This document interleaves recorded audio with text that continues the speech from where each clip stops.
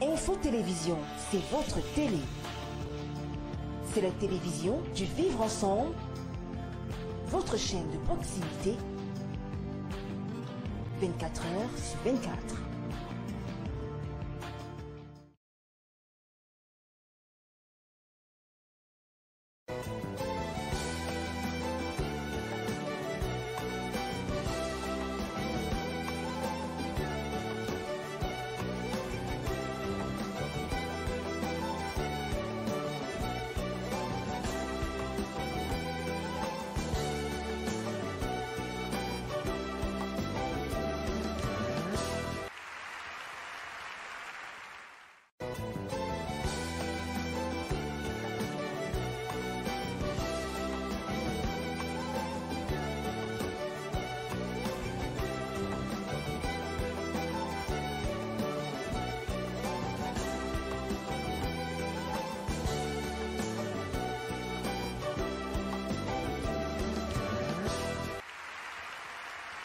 Bonjour amis téléspectateurs d'Info Télévision, merci pour la fidélité. Une fois de plus, nous sommes ensemble jusqu'à 11h52. C'est le débat dans cette édition qui va s'accentuer sur des éléments majeurs qui forment aussi l'actualité. Et ça, c'est notre habitude sur ce plateau parce que c'est dans l'actualité que nous retrouvons et que nous avons toujours à penser prendre des sujets pour ensemble en débattre. Ce matin, nous allons parler dans un premier temps de cette note qui désormais est sortie. On nous parle de la condamnation de Gilbert Baonla pour 2 ans avec des amendes qu'il devra payer. C'est pour l'affaire concernant relative à l'affaire Amogu Belinga. Mesdames et messieurs, nous parlerons de cela dans quelques instants, pour quelques minutes aussi. Mais les deux thématiques majeures de notre émission de ce matin vont pour la première page tourner autour naturellement du Covid-19 parce qu'on a depuis le 5 le nom officiel du remède de Monseigneur Cléda, les deux potions magiques de Monseigneur Cléda et bien sûr d'autres remèdes qui ont été trouvés par les Camerounais, mais nous ne comprenons pas parce que jusqu'ici le nombre de cas de contaminés va toujours grandissant, d'où notre interrogation. Où sont donc passés ces différents remèdes? Que fait le gouvernement? Que font tous ces maillons qui sont censés apporter un soulagement à la population camerounaise face à cette maladie? Mesdames et messieurs, à côté de cela, nous allons également faire un tour à l'hémicycle de Ngoïkele, certes, mais c'est pour parler de ceux qui ont depuis hier déposé leurs écharpes. Il s'agit des députés qui ont dit que pour eux, ça ne sera plus bon de rester avec cette étiquette. Ils ont préféré devenir et désormais des maires dans les différentes localités. C'est ce qui sera donc à débattre ce matin avec nos différents panélistes. Je vais commencer par souhaiter la bienvenue à Valère Bertrand-Bessala. Bonjour. Bonjour Monsieur Fangono, bonjour à vos millions de téléspectateurs, bonjour à mes co-panélistes que vous allez certainement présenter. Toujours ravi d'être parmi vous. Alors on commence par là, c'est désormais tombé, c'est tranché, l'affaire Amogu Belinga Gilbert Baonla. C'est 2 ans d'emprisonnement ferme pour Gilbert. Ben oui, mais il a aussi la possibilité d'interjecter appel. Donc, c'est pas encore terminé si vraiment c'est sa volonté de rester condamné ou alors tout simplement de chercher encore à se dédouaner. Donc, la justice, les lois prévoient qu'il peut interjecter appel auprès de la cour d'appel et plus tard peut-être à la cour de cassation. Bon. Les décisions de justice, on ne va pas... c'est vrai que là c'est dit, on peut commenter. Oui. Parce que là, on ne commande pas un procès en cours, mais on peut commenter une décision de justice quand elle est déjà rendue. Donc, je crois que là, bon, il s'agissait quand même d'une affaire très connue, avec aussi une personnalité très connue.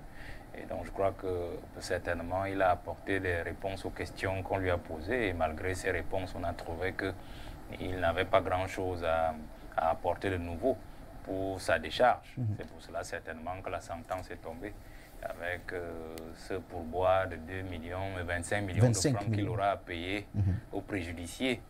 À titre de dommage. Oui, aux préjudiciés, j'ai appelé ça pourboire. Vous pouvez suivre mon regard. Qui fait le don de 50 millions. Vous comprenez mon regard. Donc, je crois que c'est une histoire. Si j'ai dit pourboire, vous comprenez déjà par où je vais sortir pour dire que c'est une affaire qui doit se terminer en famille. Ça doit se terminer en famille parce que on a vu avec les 2 premiers qui ont fait la cellule et puis qui sont sortis. Et je crois que lui aussi ne va pas passer outre le principe, c'est-à-dire d'aller voir son frère, parce qu'en fait ce sont des frères, parce que c'est des gens qui ont travaillé depuis les années 90, donc vraiment on ne comprend pas que ça se termine comme ça. Un ancien patron qui est maintenant malmené par son ancien collaborateur, son ancien employé, ça devient quand même compliqué, vous voyez, suivez mon regard. Donc je crois que la justice a dit le droit, il peut interjecter appel, et il peut aussi utiliser une autre voie pour se dédouaner. Parce qu'on sait aussi quand même que M. Amogubelinga a le bras long. Donc peut-être qu'il peut même décider aussi par ses réseaux de dire, bon, il m'a demandé les excuses, on peut voir si on peut lui accorder cette affaire avec sursis. Donc une autre façon de lui dire, tu sors, mais tu es surveillé. Willy Cap, bonjour. C'est vrai que vous vous êtes fait entendre, hein, même sans la volonté du présentateur. Ce n'est pas mauvais. Bonjour. J'ai parfois ce défaut-là. Merci. Bonjour à vous. Bonjour à Bertrand Valère.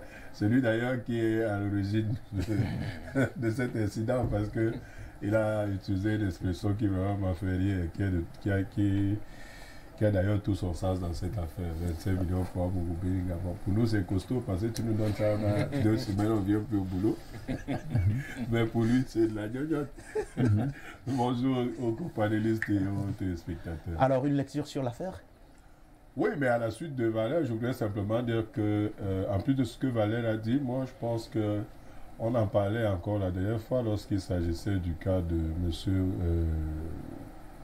Ahmed Bakayoko. À un moment, vous savez, j'ai souvent pour habitude de dire que quand vous épousez la fille du diable, préparez-vous à rencontrer un jour votre beau-père. Ce baron-là que je connais particulièrement s'est souvent rendu coupable d'un certain nombre d'incarnations. C'est quelqu'un qui a souvent brillé par sa roublardise. Parce que moi, je crois qu'à un moment, il a été un peu très roublard. Parce que Valère se demandait comment est-ce que quelqu'un qui a été l'employeur de quelqu'un, permettez-moi l'expression, se retrouve aujourd'hui emprisonné par ce quelqu'un-là. Non, mais c'est simplement que, comme vous le savez, M. Baola est en train de payer pour un certain nombre de précédents. Il fallait à un moment aussi qu'il se taise, parce qu'il y en avait déjà aussi assez pour lui. C'était tout le temps M. Baola cité dans les affaires même de dessous de table. Moi, je peux vous le dire, c'est un grand frère pour qui j'ai toujours eu beaucoup de respect, mais dont la compagnie à un moment devenait agaçante. Parce qu'il avait sa fameuse histoire de cette filiation avec le chef de l'État qui commençait à être un peu de trop. Parce que moi, je vous raconte, je le dis parce que à un moment, il n'y en avait que pour lui. Il n'y en avait que pour lui et les gens même qui sont passés à la trappe. Donc, il fallait bien qu'il paye. Et comme Valère l'a dit, c'est une affaire entre 2 éléphants. C'est des frères, c'est des amis. Biloa ici, bonjour. Ben voilà, bonjour. Il est bien placé pour nous en dire davantage. Finalement, c'est tranché pour l'instant. La justice a rendu sa décision depuis hier. Et ben là, on dit c'est 2 ans avec amende, des amendes, on va dire notamment 4 millions de dépenses et maintenant 25 millions à titre de dommages et intérêts. Il y a même 500 000 francs d'amende qui sont aussi réservés, qu'il doit payer. Ça fait un total de 29 millions 500. Bon, mais les autres, c'est à la justice. C'est à la justice, ça se comprend. Effectivement. Ben, je crois que je commence par où il est sorti. Est-ce que je peux en dire plus précisément? Non. Parce que je suis choqué par le comportement des Camerounais. Nous avons été ensemble. Quand je dis nous, c'est-à-dire Amogubelinga, Baola, moi et d'autres. Et que ça se termine par un procès, ça me gêne énormément. Ça me gêne énormément, c'est pour cela que je ne voudrais pas en parler. Parce que je ne comprends pas pourquoi le Camerounais doit prouver sa puissance en écrasant. Il est vrai, comme l'a dit Willy tout à l'heure, Baola a été impliqué dans beaucoup d'affaires. C'est son affaire, c'est sa vie. Mais j'ai dit, pour moi, je n'aurais jamais souhaité que l'affaire se termine au tribunal. J'aurais souhaité un droit de réponse et on rectifie ce qu'on croit être mauvais, ce qu'on a dit, pas dit. On rectifie le tort. Ouais, on rectifie le tort. Puisque ça s'est fait par cette voie, il fallait régler ça par voie de presse au lieu d'aller au tribunal. C'est, de mon point de vue, une attitude de parvenu. Oui. Je suis bien obligé de dire cela. Parce que vous vous connaissez, c'est par là que vous avez commencé, donc vous êtes... Oui, vous-même responsable de cette famille. Oui, oui. Si aujourd'hui, quelqu'un attaque un Mogobelinga parce que c'est un Mogobelinga, je vais le défendre en tant que petit frère. Ça, c'est comme ça que j'ai été élevé. Mais lorsque, dans la famille, il faut dire attention, je vais le dire en tenant compte du fait que, quoi qu'on dise, quoi que nous ayons les mêmes attributs aujourd'hui, je suis l'aîné. Je vais dire non, ce n'est pas bien. Une famille, comme on dit, le linge sale, se lave en famille. Se lave en famille. Et la famille, c'est pas le tribunal. Ça me choque énormément. Merci. Vous savez, si on l'a porté plainte à tous qui disaient des choses toujours pas très correctes, ce serait des milliers. La même chose pour Mogobelinga. Qu'est-ce qu'on ne dit pas de lui? Mais est-ce que ça a empêché qu'il avance? Non. Parce qu'il a regardé ça, j'allais dire par-dessus l'épaule, il a dit les chiens à bois, la caravane. Donc, moi, je suis véritablement gêné. Je n'ai pratiquement rien à dire. Merci beaucoup, Patrice. Vous avez beaucoup dit sur cette prise de parole concernant cette affaire. On va la laisser de côté. C'est pour reprendre justement le quatrième de nos invités de ce matin, parce qu'on va parler Covid-19. Il a été victime de cette maladie, Dieu merci.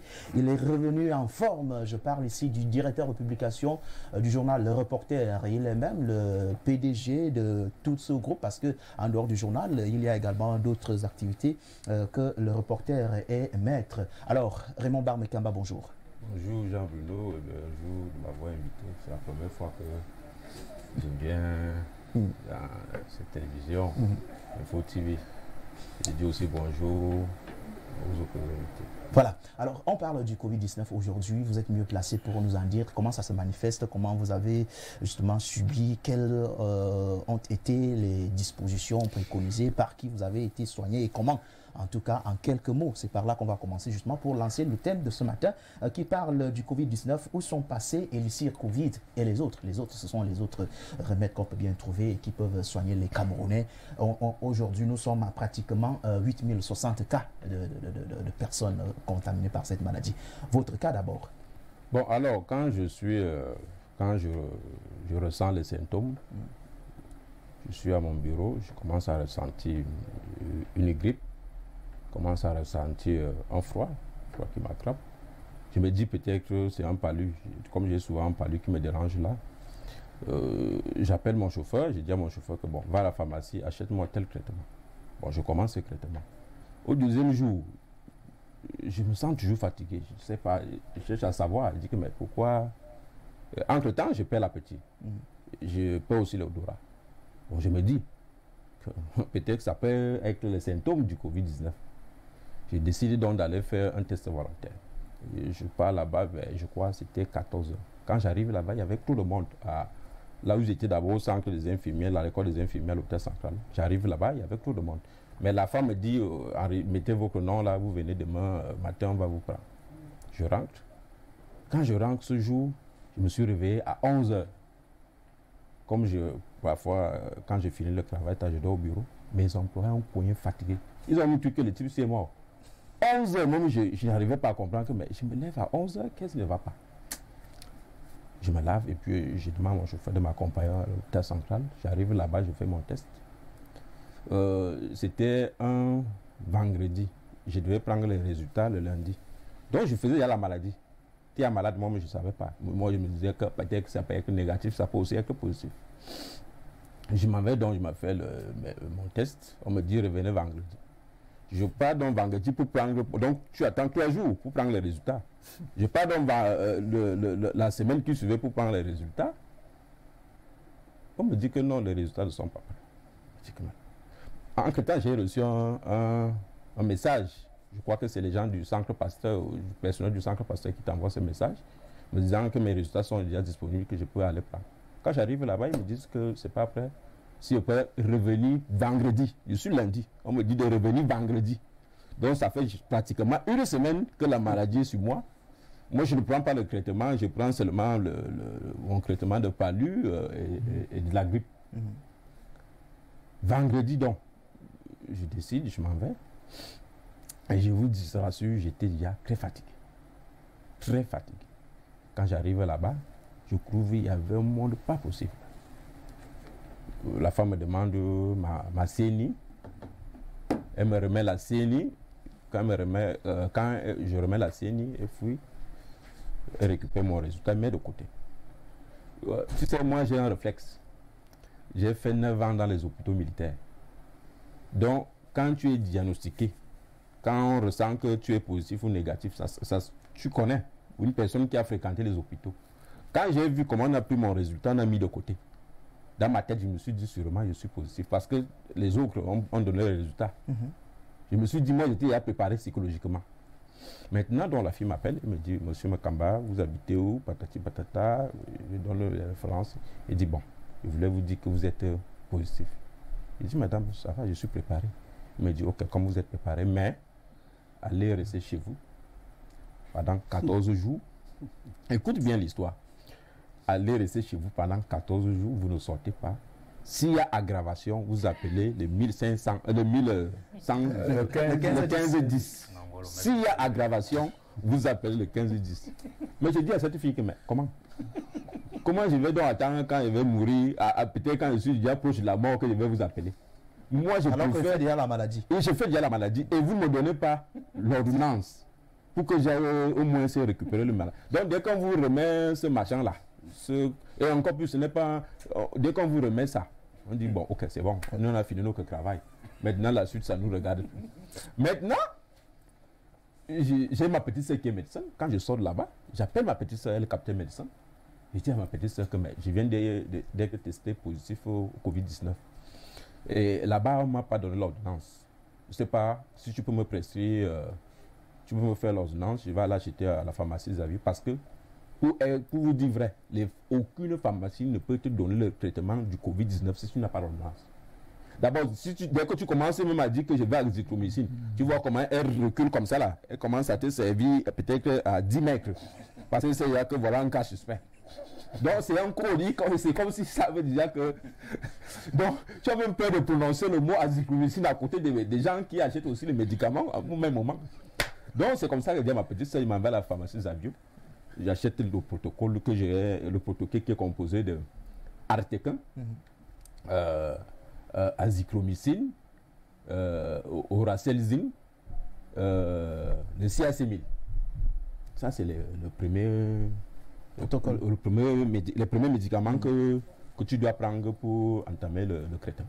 Je prends ça et j'ai acheté ça, je crois, vers 18h, 19h, je m'en vais chez moi, je m'isole pendant 2 semaines. Donc je prends mon traitement. Et j'ai aussi profité, j'ai appelé une amie de m'apporter Artemisia pour que je prenne ça au même moment. Parce que je me suis dit que peut-être que ça ne pourra pas suffire, il faut que j'associe avec Artemisia. Bon, j'ai commencé mon traitement. Je crois au 5e, au 4e jour, un coup de fil. C'est un médecin du santé qui t'appelle pour savoir est-ce que vous... Monsieur Makamba, est-ce que ça va? Il dit oui, ça va madame. Donc on voulait se rassurer si tout va bien. Il dit ah bon. Dans ma petite tête, je me dis donc les gens s'y appellent seulement pour savoir si tu as Merci Raymond Makamba parce que vous avez dit comment vous avez commencé à sentir la maladie s'approcher et maintenant vous êtes allé là où à la bonne source, mais sauf que le suivi n'a pas été et vous êtes débrouillé de vous-même, c'est ce qu'on peut dire. Moi j'aime cette histoire. Je crois que c'est bon qu'il termine. Non, il faut qu'il termine. Non. Il faut qu'il termine. Même si ça prend 1 heure. Il faut qu'il termine. Oui, okay. Il faut qu'il termine. Allons-y. Il faut qu'il termine. Non, C'est comme ça que je crois un médecin m'appelle. Je ne vais pas donner son nom ici, il faudra protéger. Elle m'appelle, elle me dit, monsieur Makamba, ça va? Il dit, oui, madame, ça va. Dans ma petite tête, je dis que mais la femme, elle m'appelle pourquoi? Moi, je croyais qu'elle me dit que bon, comme on vous a testé positif là, et il y a vos paquetages en termes de traitement ou bien en termes de... Rien. Elle me dit non, on voulait savoir si tout va bien. Je raccroche le téléphone même parce que j'étais dans les nerfs. Et je vais vous dire, le Covid-19 est très dangereux au 5e jour. Parce que ce virus, quand ce virus trouve que vous avez d'autres pathologies, d'autres maladies en vous, non, vous partez. Si ça prouve que vous êtes diabétique, le virus va faire les dégâts. Donc le nombre de semaines que j'ai eu, si j'étais diabétique, je serais déjà parti. Si vous êtes hypertendu, si vous avez l'insuffisance rénale, si vous avez l'insuffisance pulmonaire, l'infection pulmonaire, vous partez. Mais maintenant, si ça prouve qu'il n'y a pas toutes ces maladies, vous pouvez vous traiter et vous soigner. Donc c'est comme ça que je décide. Les amis m'envoient le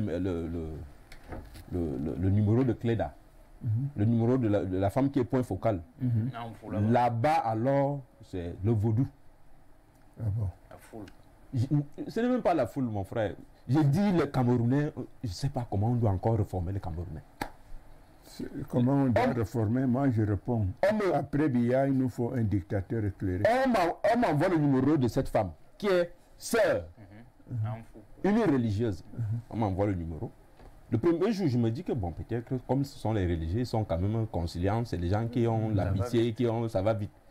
Moi, je l'appelle, elle me dit oui, monsieur Makamba, oui, comme vous êtes testé positif là, bon, rappelez-moi mercredi ou jeudi, je vais voir si quand il y aura le stock là, je vais garder pour vous et puis vous allez venir prendre.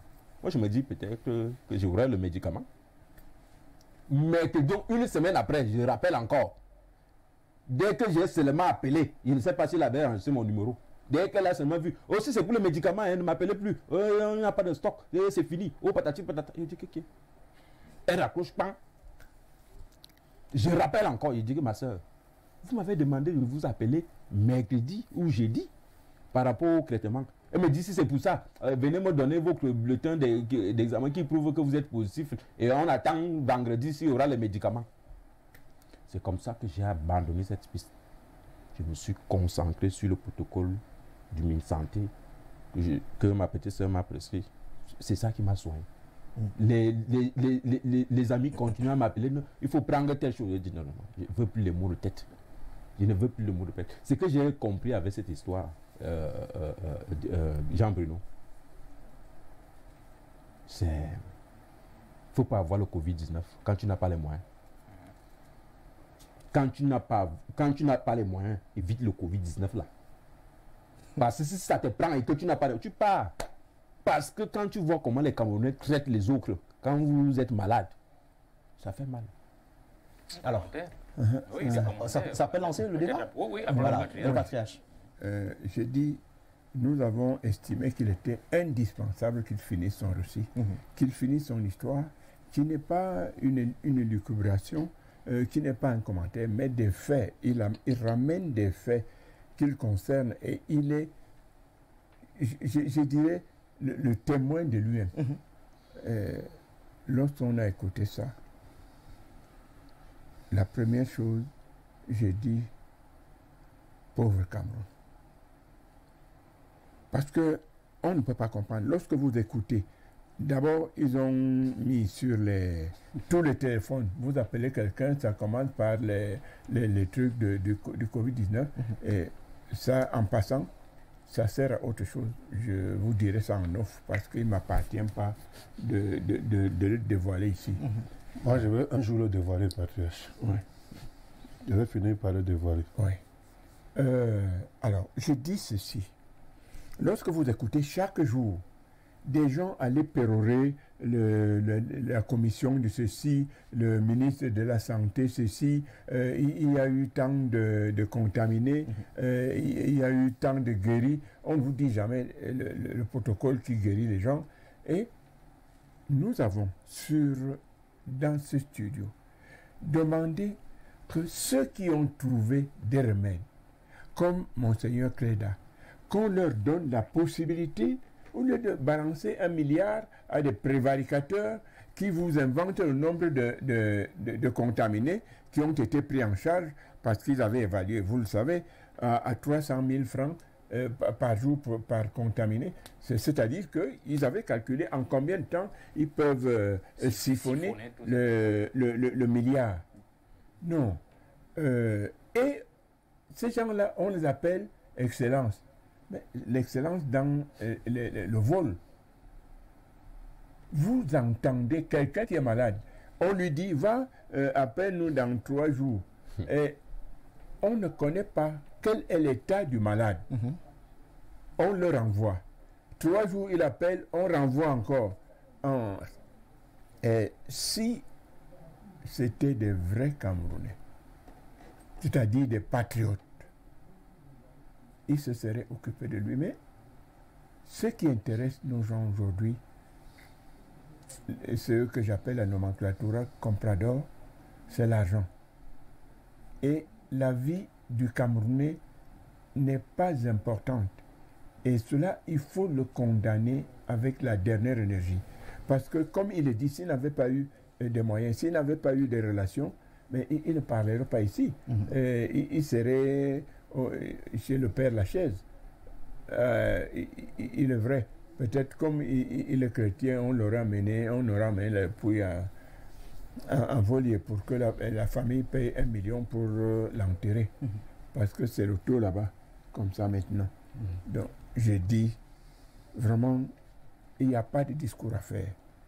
Le Cameroun demande la présence d'un dictateur éclairé à sa tête. Parce que, pour le moment, tant que jouent les relations de loge, tant que jouent les relations d'argent, tant que jouent les relations seulement de famille, mais le Cameroun risque de ne pas être une véritable nation. Or, il y a des gens dans ce pays, je vous donne souvent le chiffre, c'est même un chiffre minoré. Pour ceux qui refusaient la colonisation, le Cameroun a perdu 600 000 citoyens à l'ouest seulement. Rien qu'à l'ouest, 600 000.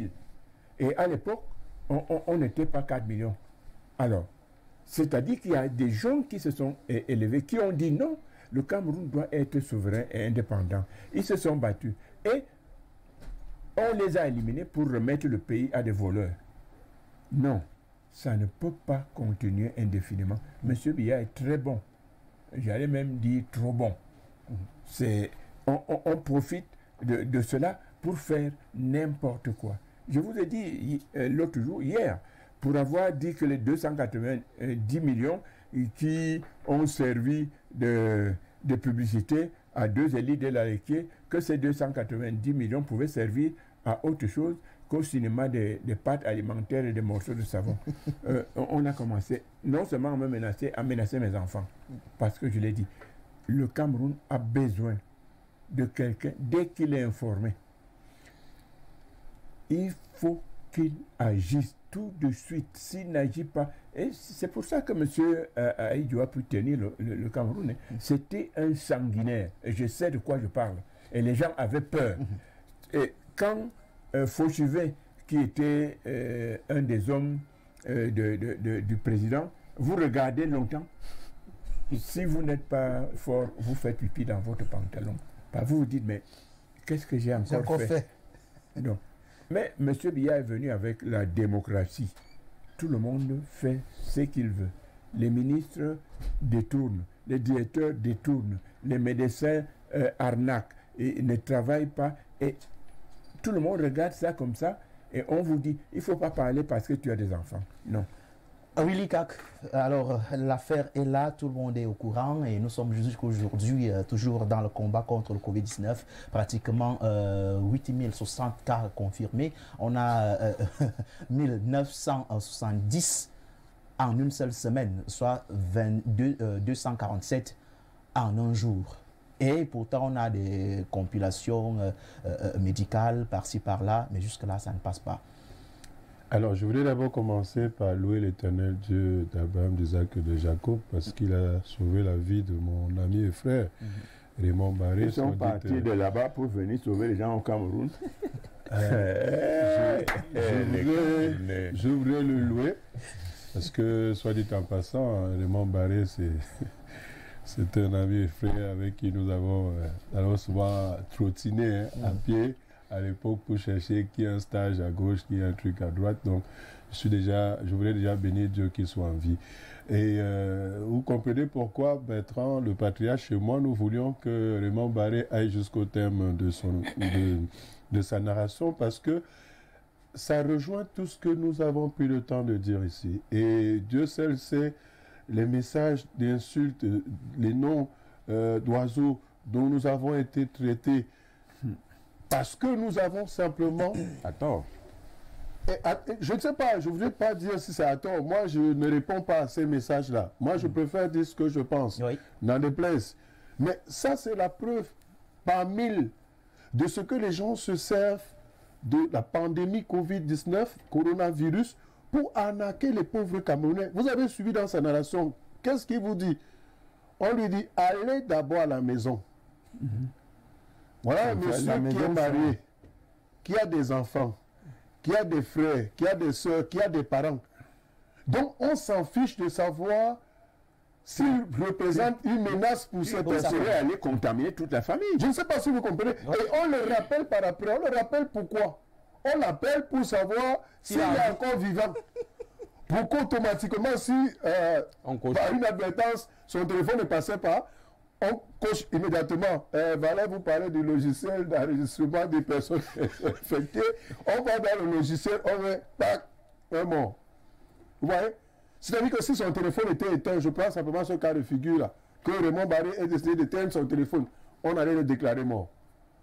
Vous voyez déjà l'incidence que cela a dans les chiffres qu'on nous publie au quotidien. Tous les jours.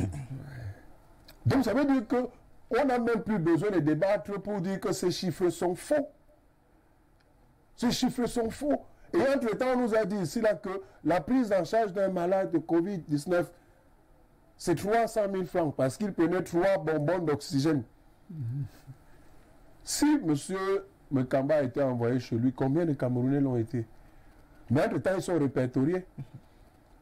Et il y a un budget conséquent. Parce que quand vous êtes répertorié comme ça, automatiquement dans la procédure, c'est que on soustrait l'argent qui correspond au malade. On soustrait l'argent. C'est-à-dire que le fichier de M. Mekamba se retrouvait quelque part dans les services. Quoi que n'étant pas pris en charge par le ministère de la Santé.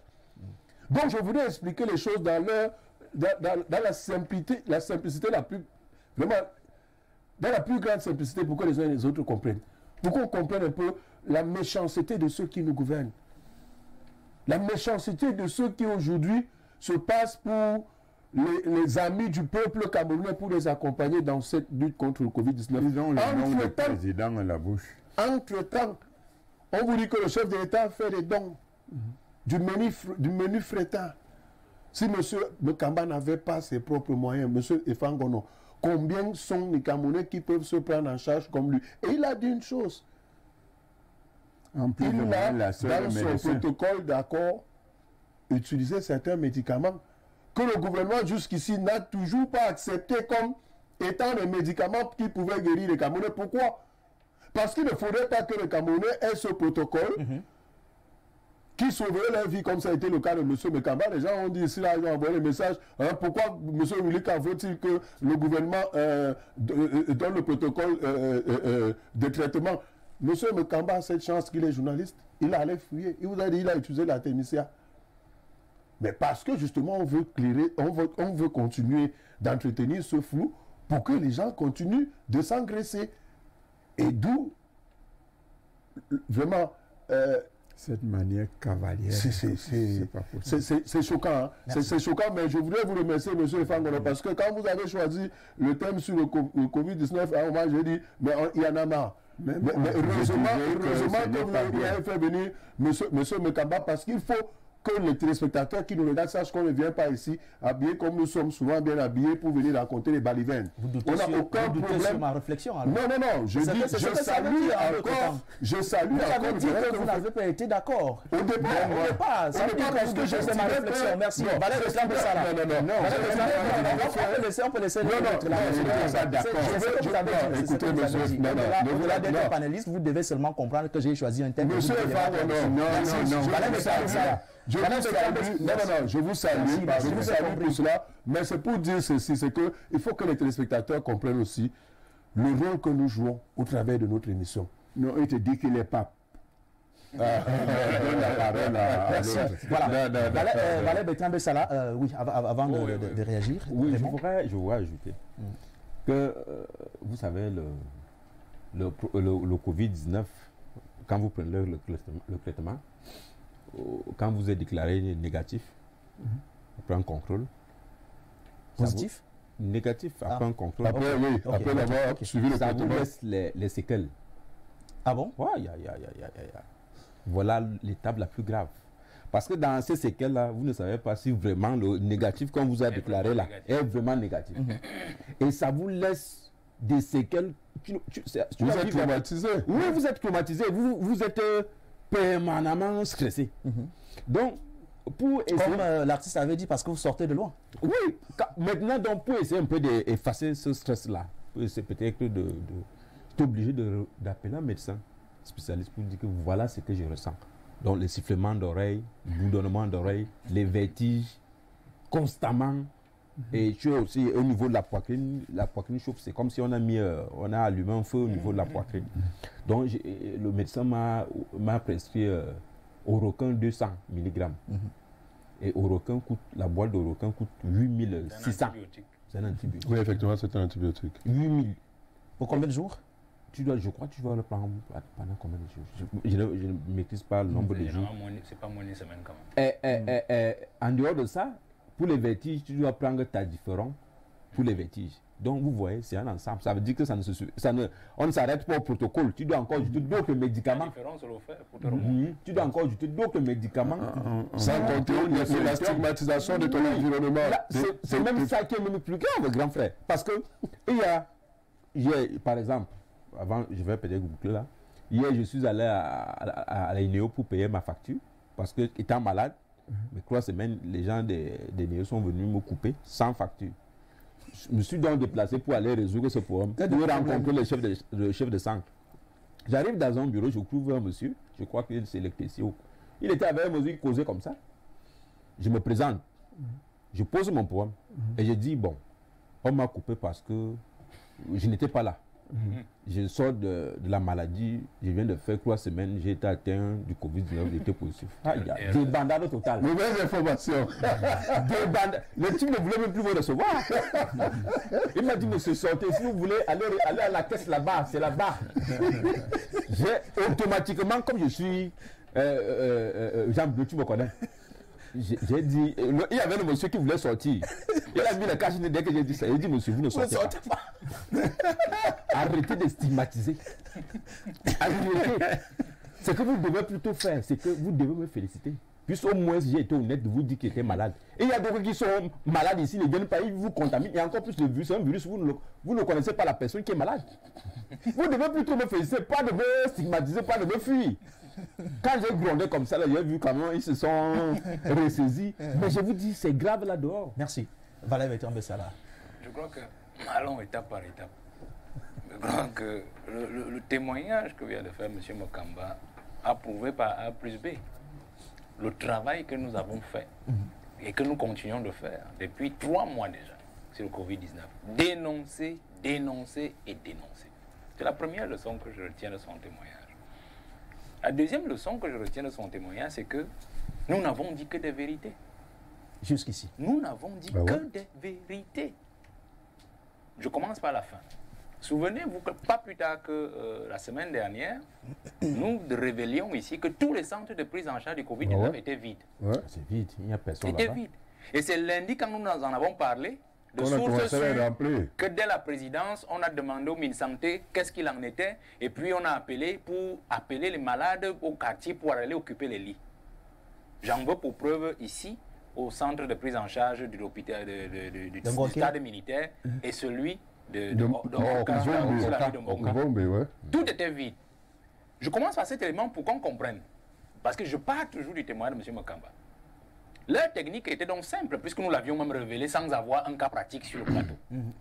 Vous venez, leur technique c'était de recenser les cas de Covid. On recensait les cas de Covid, ça permettait au ministre d'avoir les chiffres et de faire le show sur les réseaux sociaux et dans les rapports qu'on allait soumettre au Premier ministre et au Président de la République. C'est-à-dire qu'aujourd'hui, il y a eu 247 cas. Aujourd'hui, il y a eu 247 cas, Monsieur le Président. Nous sommes déjà à 8060 morts comme aujourd'hui. Nous avons guéri tant. Guéri là. Donc, j'analyse donc tout. Ça veut dire que M. Makamba, en arrivant au centre de l'hôpital central, il était certainement, prenons les chiffres d'aujourd'hui, il était le 8060e qui s'est déclaré hier. C'est-à-dire contaminé. On a envoyé au Président de la République pour dire 8060 pour la journée du 10 juin. Je prends seulement ce cas, c'était pas hier, mais on prend ce cas en exemple. Ensuite, on a dit, comme il y a eu 247 contaminés, hier, M. Makamba était le 247e. On dit pour la journée du 10 juin, c'était 247 en 24 heures. On dit le nombre de morts, bon, M. Makamba n'est pas mort. Ceux qui étaient au quartier, donc, on a dit à M. Makamba, allez rester chez vous. Venez nous revoir 14 jours plus tard. Or, on sait pertinemment qu'au bout du 14e jour, vous êtes supposé être mort. Parce que nous savons que le Covid, que vous le contractez, à partir du 7e jour, vous commencez déjà à aller vers les abysses, à faire la maladie. Donc les 7 derniers jours sont capitaux. Si vous survivez aux 7 derniers jours, alors vous êtes vraiment vivant. Mais si vous ne pouvez pas, c'est au bout du 15e jour, vous êtes parti. Donc on appelle M. Makamba 2 semaines après. Ce n'est pas pour lui dire de venir prendre le traitement ou d'aller se coucher en Guayaquele, à l'hôpital, au stade militaire ou à Orca sur la route de Mbombi.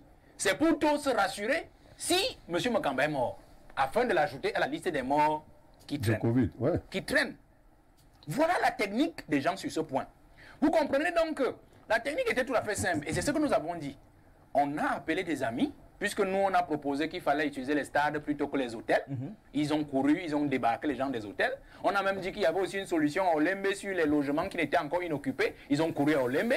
Mais quand on a encore parlé des stades, ils ont dit, ah, voilà une meilleure idée. On va louer les tentes, on va louer les lits, on va louer toute la logistique, ainsi de suite. Donc, on a loué toute la logistique. Et ils ont compris que M. Makamba allait leur coûter cher.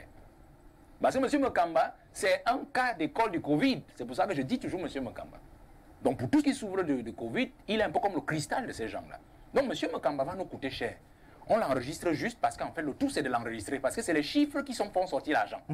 Quand on a le nombre d'enregistrés, on crée la psychose, non seulement auprès du peuple, mais aussi auprès du président. Pour dire au président, l'argent que nous vous demandons depuis là, il faut que ça sorte. Les 1 milliard ne peuvent pas suffire, parce que c'est pour cela que les chiffres doivent grimper.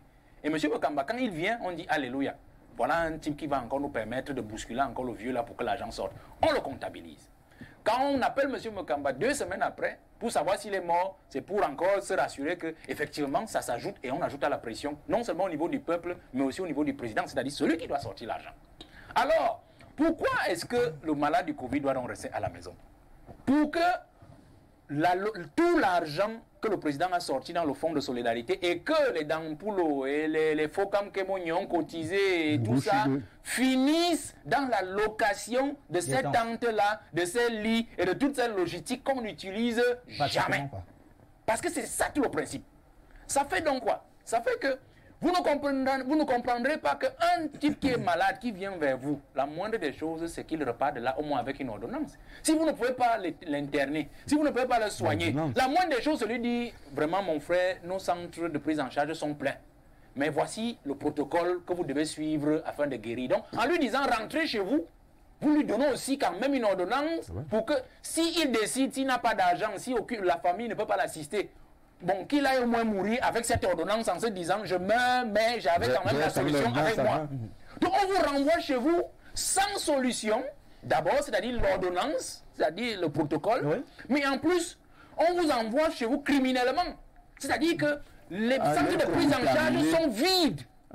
Parce que si au moins les centres de prise en charge étaient pleins, on pouvait comprendre qu'on renvoie les gens chez eux. C'est là le crime dont parlait le patriarche tout à l'heure et M. Kak. C'est là tout le crime. Les centres sont vides, mais vous envoyez les gens mourir chez eux. Premier crime. Deuxième crime. M. Makamba, M. Kak l'a dit, il a une famille. Le patriarche même l'a dit. Il a une famille. Donc on vous envoie multiplier les cas de Covid. Donc vous comprenez que leur objectif c'était justement de faire grimper les chiffres exponentiellement. C'est-à-dire qu'il faut renvoyer les cas de Covid vers les personnes saines pour que les chiffres se décuplent et qu'ils atteignent leurs objectifs financiers. Voilà, M. Makamba, il a une épouse, il a des enfants, M. Kakala dit, il a une épouse, il a des enfants, il a des cousins, il y a des gens qui prennent en charge. Il a même un chauffeur. Il a un personnel. Il a un personnel même dans son entreprise. Donc on a envoyé M. Makamba contaminer tous ces gens-là afin de pouvoir amener les autorités, le président de la République à sortir l'argent. Imaginez, j'ai même appris une chose, ça je vous le dis encore ici. Il faisait des vidéos, parce que quand M. Makamba arrive au niveau de l'hôpital central derrière là-bas, il ne sait pas que la foule là, en fait, sert encore de preuve au président de la République. Il y avait on filmait et on prenait des photos pour montrer l'affluence qu'il y avait au niveau de cette affaire-là. Comment non, pas les centres de santé, les centres de dépistage sont justement pris d'assaut par la foule pour dire au président, c'est grave dehors. Mais ne pas montrer, parce qu'on n'a jamais amené au président de la République les photos des centres de prise en charge avec des malades couchés sur le lit. On lui a juste amené les photos des gens qui étaient au Lembe pour montrer comment on les a couchés, on a acheté les matelas, on venait leur donner à manger. Heureusement que nous avons publié ici le mauvais traitement qu'on leur administrait en venant leur jeter la nourriture comme des chiens à travers les grilles. Voilà les grandes leçons que nous devons tirer, que nous pouvons tirer de ce témoignage qui est fort émouvant pour faire comprendre au président de la République qu'il est temps, Monsieur le Président, d'arrêter cette saignée. Et je sors par là pour dire que, je l'ai dit hier, le budget qui a été revu à la baisse ne devait pas être revu à la baisse parce que le Covid-19 est derrière nous.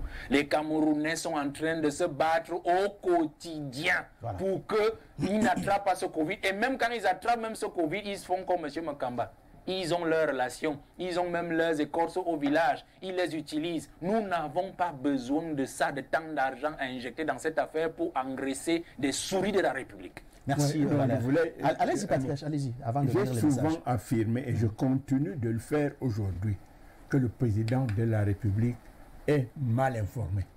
Sinon, pas du tout informé. Parce qu'on ne remonte jamais la vérité vers le palais d'études. On monte vers le palais d'études des informations qui profitent à des individus que j'appelle la nomenclatura comprador. Donc, il faut le savoir. Monsieur le Président, vous êtes très mal informé. Formez peut-être votre petite équipe et cette équipe va vous dire la vérité, mais pas ceux qui font le mensonge institutionnel. Merci. Alors, on va prendre les réactions de nos téléspectateurs parce qu'ils sont nombreux qui nous ont écrit et parmi ces réactions, à Ulécar, je vous rassure qu'il y a une autre déclaration que vous allez aussi avoir le temps de commenter parce que ça rentre aussi pratiquement dans le témoignage de M. Makamba. Raymond, oui. Jean-Bruno, bonjour. Donnez-nous encore le protocole qui a guéri votre panéliste. Merci. Et il aura le temps de vous rappeler parce que ça aussi, c'est notre devoir. Parce que vous vous rappelez, on a passé pratiquement une semaine en demandant... quel était le protocole? Nous avons bouffé M. Kak sur le plateau. Bonjour le plateau. Quand monsieur guéri du Covid-19 nous dise ce qu'il a fait de son chauffeur et de son entourage, Bédam depuis Koussiri. On ne va pas lui faire aussi de procès. Bonjour, pardon, reprenez-moi votre ordonnance. Je suis testé positif, mais je ne fais pas la maladie. Je suis confiné à la maison avec ma fille. Il faut que Raymond lui réponde à l'instant pour ne pas passer. Il faut ok, parce que c'est déjà des réclamations. Allons-y. Oui, très rapidement. Il s'appelle qui là? Le nom n'est pas affiché ici. Ok. Le protocole est simple, il ne faut pas le compliquer. Vous partez voir un médecin, il vous fait l'ordonnance, il vous prescrit le Artecan qui remplace la chloroquine parce que c'est les dérivés de la même substance. Donc tu prends Artecan. S'il n'y a pas Artecan, tu prends un aucotraitement de palu, donc diocotessin ou bien un aucotraitement. Après ça, vous prenez l'azithromycine. L'azithromycine, vous prenez Oracel Zinc. Oracel Zinc vient en sachet et en comprimé. En sachet, c'est quand vous faites, vous avez la déshydratation. Si vous ne faites pas la déshydratation, vous prenez le comprimé. Vous allez boire, c'est un comprimé par jour. Vous prenez le Ciacémil, un comprimé par jour. et vous associez, si vous pouvez avoir le Artemisia, vous associez avec ça. La Artemisia, c'est le médicament malgache. Chez nous, c'est les coupes. Mais Il faut le préciser. le drame de l'Artemisia aujourd'hui, on vendait le paquet de, je crois, 40 grammes à 2000, quelque chose. Maintenant, c'est à plus de 5000. Non, pour ceux qui sont à Yaoundé, ils peuvent aller au centre artisanal. Il y a une maman là-bas qui vend Artemisia. Ici à l'artisanat. Oui. Elle vend ça à 3500. D'accord. Ça vient en petit. Alors, Les autres dans l'estimation, ça peut faire combien? 5000, je vous donne. Quoi, La prescription. La prescription, là, ça peut faire combien? Dans l'estimation, ça peut coûter combien? Allez préparer 30 000. Waouh! Préparer 30 000. Et c'est pour toute la durée du traitement, pour la durée. Oui, mais maintenant, Au moins donc, 14 jours. vous allez ajouter les requins, les tas différents avec les séquelles, là, pour les séquelles. Vous allez ajouter. Ouais, Et ça dépend. Vous voyez qu'avec 50 en dessous de 300 000 francs. voilà, et que vous avez vu ma femme, Et ça avec 50 000. Ouais. Valère, ça dépend des organismes. Parce que si ton organisme a d'autres pathologies, on va te prescrire notre traitement, un antibiotique est plus fort qu'au requin. Non, allons Non, mais ce qui est clair, allons même à 100 000. je suis entièrement d'accord avec Valère qu'on ne peut pas Allons aller même à au-delà 100 000. de Je vous en prie, 100 000. on va revenir sur le. Bon, j'allais oublier, hein. Les médicaments ne suffisent pas. Il faut manger. Voilà. Bonjour, le plateau que M. Mekamba porte plainte à l'État du Cameroun pour qu'il soit dédommagé. Apollinaire nous écrit C'est pas depuis un mauvais, fou. hein. Bonjour à vous, Info TV, merci. Monsieur Bessala incarne l'intégrité et l'honnêteté. Si tous les dirigeants sortis de l'ENAM peuvent Ce n'est pas ça peut-être le sujet, avoir dis-donc. la crainte Ce n'est de pas ça Dieu le que sujet, M. pas Bessala, dessus. le Cameroun devrait être un pays développé. Ismaël depuis Marois. Comment vous rejetez On parle de l'intervention? choses sérieuses. C'est son point de vue. Je suis sorti de l'ENAM, j'ai voulu travailler comme ça, on n'a pas frappé dessus. Bonjour le panel, le Covid-19 et le mouvement du sida au Cameroun ont suivi le personnel de santé tuer plus qu'il ne sauve. Nero nous écrit, alors tenez votre souffle parce que là c'est un témoignage vivant aussi, quelqu'un qui souffre ou alors qui a un point noir concernant le Covid-19. Bonjour le plateau, excusez-moi pour ma préoccupation. Je peux déclarer dans votre chaîne que ma fille a été déclarée positive au Covid-19 depuis lundi 8 juin suite à une communication du ministère de la Santé par le numéro 53 16 97 qui lui a conseillé de contacter les numéros suivants. 3 numéros. Je peux les donner aussi. Donnez. Bah oui, bien sûr, monsieur Favre. 679 20 52 52 679 10 86 86 679 27 29 29. La suite c'est que malheureusement depuis lundi aucun de ces numéros ne répond. Voilà. Vous imaginez bien le désarroi dans lequel nous sommes plongés. Bayo nous écrit depuis Yaoundé. Merci. La suite c'est avec Alain Bella qui nous a écrit ce matin. Bonjour Baola, à mon sens est victime des personnes qui pensent qu'elles ne peuvent pas être critiquées.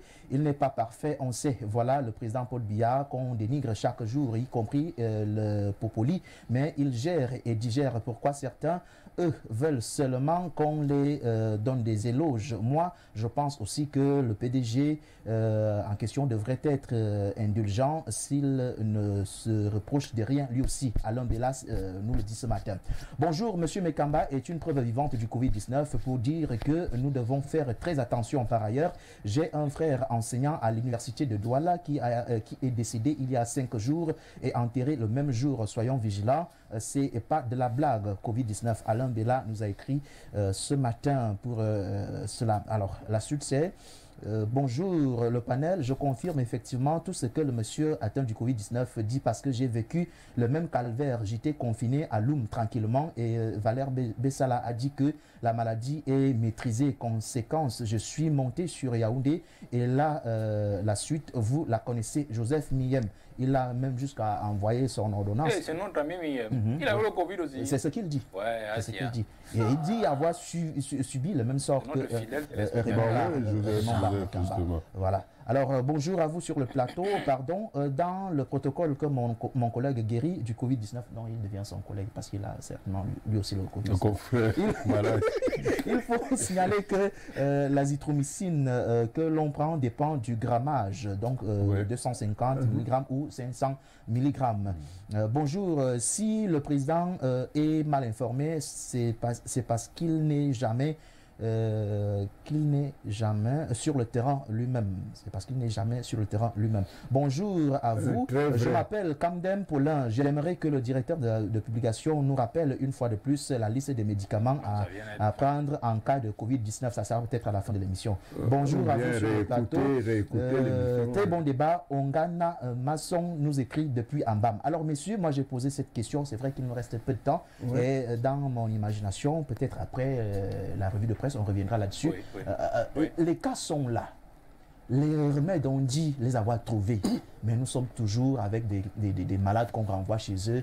Et aujourd'hui, Mekamba nous a dit à peu près combien ça coûte quand... Non, moi je veux interpréter. Moi je veux interpréter. C'est que le cas Cléda. Le cas Cléda m'intéresse dans son témoignage. Effectivement. Moi je voulais aussi y rebondir. Parce que lui, il pourrait vouloir s'en prendre à la pauvre sœur. Mais c'est que la sœur ne veut pas lui dire. Voilà. C'est que M. Cléda n'a pas la capacité de produire autant pour la demande, de satisfaire toute la demande. Effectivement.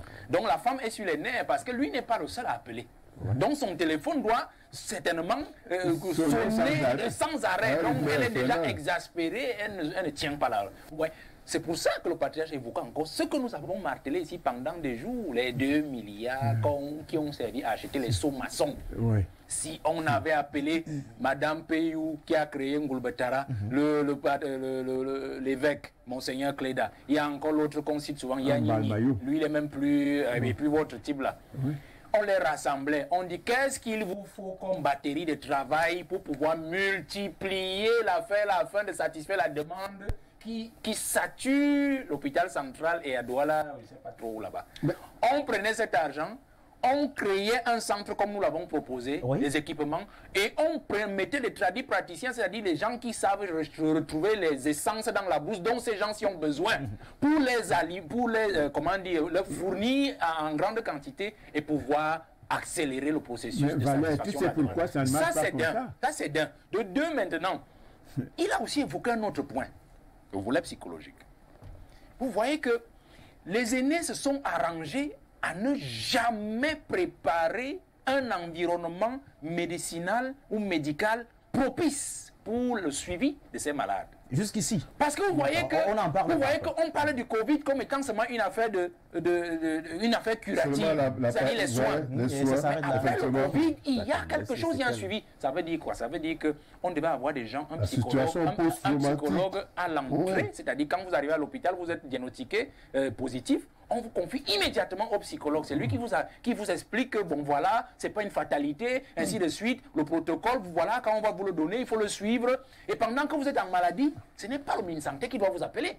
C'est le psychologue qui doit vous appeler pour vous dire, monsieur Mekamba, ça va? Est-ce que tout va bien? Vraiment, rassurez-vous, ainsi de suite. En plus du médecin, peut-être qui vous suit. Et après la maladie, quand on a déjà diagnostiqué négatif, c'est-à-dire vous êtes guéri, il vous reprend pour vous dire, mais voilà, les symptômes que vous pouvez peut-être sont psychologiques, parce qu'il dit que après vous sentez comment la poitrine fait mal, parce que le mal d'estomac, c'est le stress. Parce que les gens ne savent pas que parfois ça chauffe ici, c'est parce que les montées gastriques. Les montées gastriques, les oreilles qui sifflent, le stress, vous réfléchissez, vous dites, est-ce qu'il va mourir demain? Est-ce que c'est après-demain qu'il va mourir? Donc il y a ça. Vous comprenez qu'il y a toute cette batterie qui a été mise de côté parce que ça allait coûter cher, ça allait empiéter sur la boostify de nos aînés. Donc il fallait absolument qu'on élague tous les éléments importants. Merci. Un des problèmes, c'est que si on avait pris cette disposition-là, ça veut dire que pour eux, on mettait les docteurs, les médecins de côté et on mettait en exergue les thérapeutes qui ont trouvé les remèdes. Et c'est ça un des freins, que quelqu'un qui n'est pas docteur, qui n'est pas médecin, vient trouver ce que les docteurs ne trouvent pas. Alors là, l'orgueil est atteint et l'ego est froissé et on bloque tout. On dit, tant qu'à faire, gagnons de l'argent avec cette maladie. Alors, merci Patrice Bilois ici, parce qu'il sera à 11h dans quelques 10 secondes. Alors, ça me donne le pouvoir de lire ce message. Bonjour, s'il vous plaît. Je n'ai pas compris le nom du troisième produit cité par le monsieur. Bonjour. À la fin, là, on va lui donner je ça. pense que c'est mauvais que les élèves reprennent l'école. Serena, depuis Kribi, c'est depuis pratiquement une semaine et demie, ma soeur. Bonjour, que le guéris de coronavirus recommence un peu son histoire avec Eneo. Ça sera après la publicité et la revue de presse, mesdames et messieurs. Vous regardez le débat sur Info Télévision. À tout à l'heure.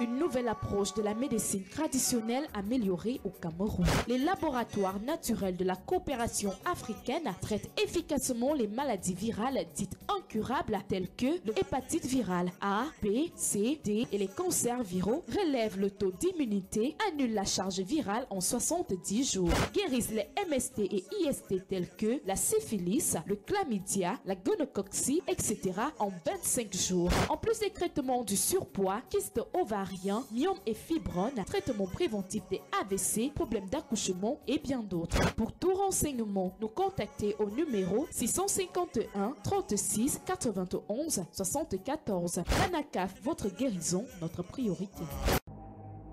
Il était 8 heures le 10 avril 2019 lorsque Vision Finance SA ouvrait officiellement ses portes au Cameroun avec, entre autres, le défi de faciliter l'accès au financement, véritable socle de création de richesse et de développement.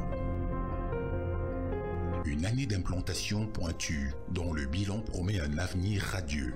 Vision Finance a pour objectif de participer à l'inclusion financière et au développement de son réseau. Et ceci par le truchement du président du conseil d'administration qui a pensé ce projet.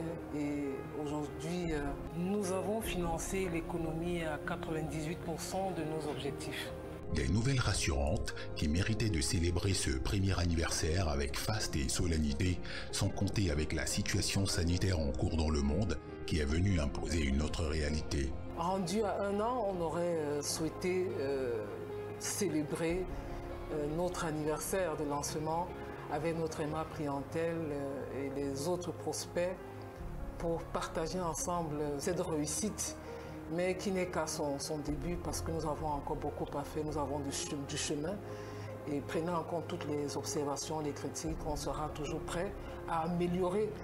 Et c'est d'ailleurs dans cette optique que nous avons pensé, prenant en compte la situation sanitaire qui prévaut et intégrant également la circulaire de la COBAC, améliorer la qualité des services par la monétique. En l'espace d'1 an donc, Vision Finance SA vient de rendre sa monétique opérationnelle. C'est à croire que cette accroche forte qui résonne encore dans la conscience collective était une véritable alerte. Nous sommes là. Nous sommes là effectivement avec nos cartes. Toutes ces cartes vous donnent déjà accès aux opérations au niveau des distributeurs de Vision Finance et de tous les distributeurs de toutes les banques CEMAC du réseau JIMAC. Un ensemble de cartes avec des solutions précises qui offrent une palette de choix aux différents porteurs, le premier choix étant celui de la dénomination. La première carte, on l'appelle Ayon, c'est sa marque commerciale, elle symbolise le rayonnement. Celle-ci, elle est destinée aux petits commerçants. La deuxième carte, c'est Essingan. Celle-ci, elle est destinée aux salariés. Je veux parler ici beaucoup plus des fonctionnaires. La troisième carte, elle, c'est Asimba. Asimba, nous l'avons appelée Miracle. La quatrième carte, c'est Diamond. C'est la carte Prestige. Des cartes Vision Finance SA à utiliser sur n'importe quel distributeur des banques du système JIMAC au Cameroun et en Afrique centrale, avec des précisions qui valent la peine d'être faites aux usagers.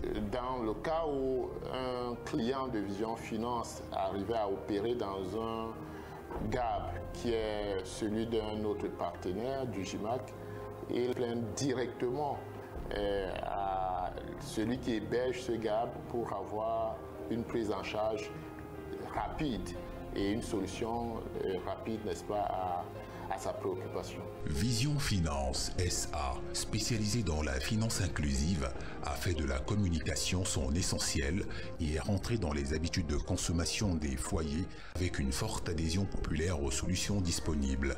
J'ai choisi la carte Atsimba qui me permet de chouquer 1 500 000 francs par semaine à tout moment, aux heures où j'ai besoin pour m'occuper de ma famille et gérer mes affaires comme il se doit. Je ne suis plus obligé de venir m'aligner au guichet et perdre les business que j'ai à faire là-dehors.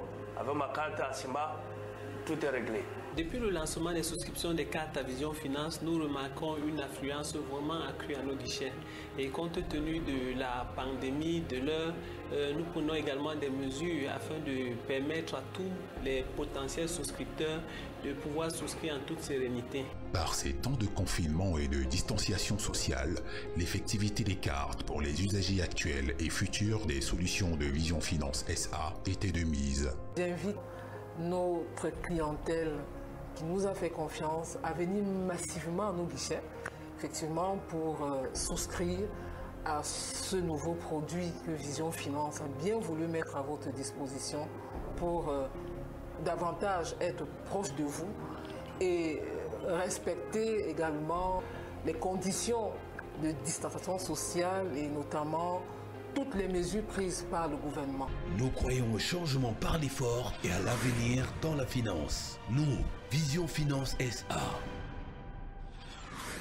Vision Finance, l'avenir dans la finance. Coronavirus. Pour vous protéger et protéger les autres du coronavirus, adoptez ces gestes simples. Lavez-vous très régulièrement les mains ou utilisez une solution hydroalcoolique. Toussez ou éternuez dans votre coude ou dans un mouchoir. Utilisez des mouchoirs à usage unique, puis jetez-les. Saluez sans serrer la main et évitez les embrassades. Ceci est un message de la Caisse nationale de prévoyance sociale. CNPS. You will never live alone.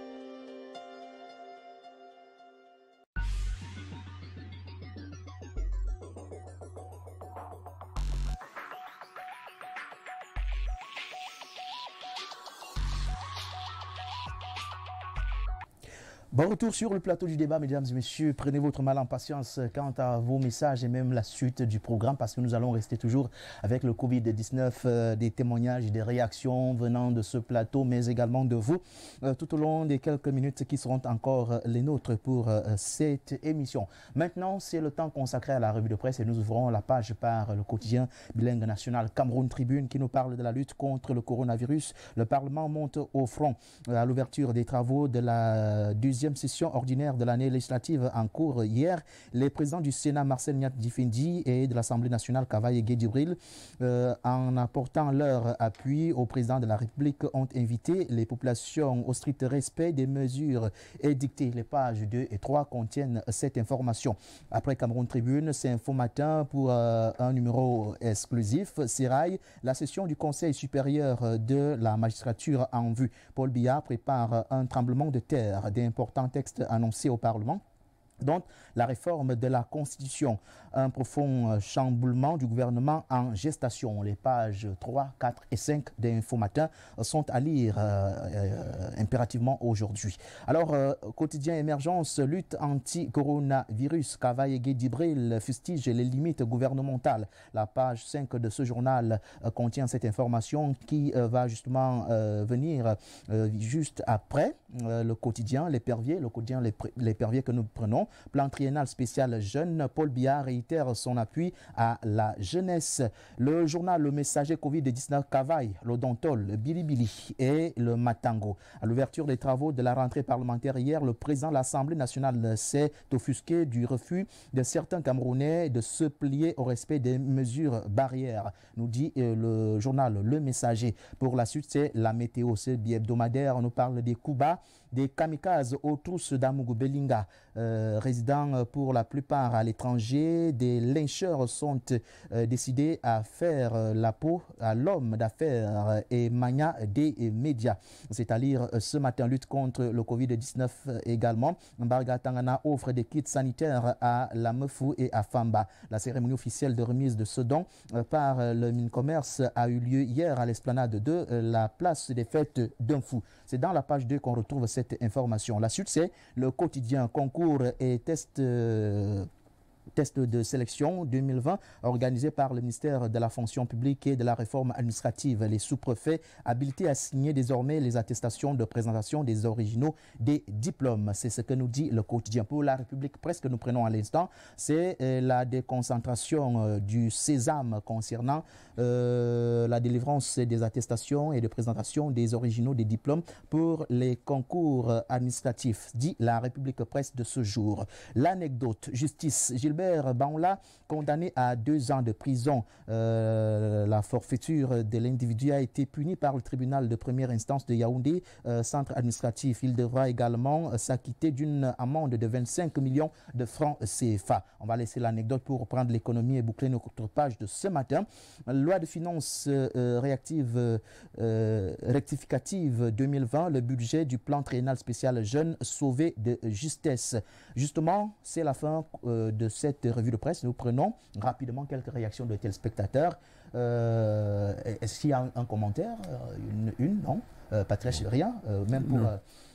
Raymond Barre. Bonjour à tout le panel. Je vous écoute chaque jour dans mes messages. Je vous dis toujours que nos ministres sont méchants. Aujourd'hui, je dirais qu'ils font pitié, les pauvres. Je parle de ces derniers étoiles depuis Berthois. C'est vrai que ça fait pratiquement aussi une semaine qu'on n'avait pas les nouvelles d'Étoile. Heureusement, elle est revenue. Alors, on revient nous aussi sur le plateau parce que quelques soucis de connexion.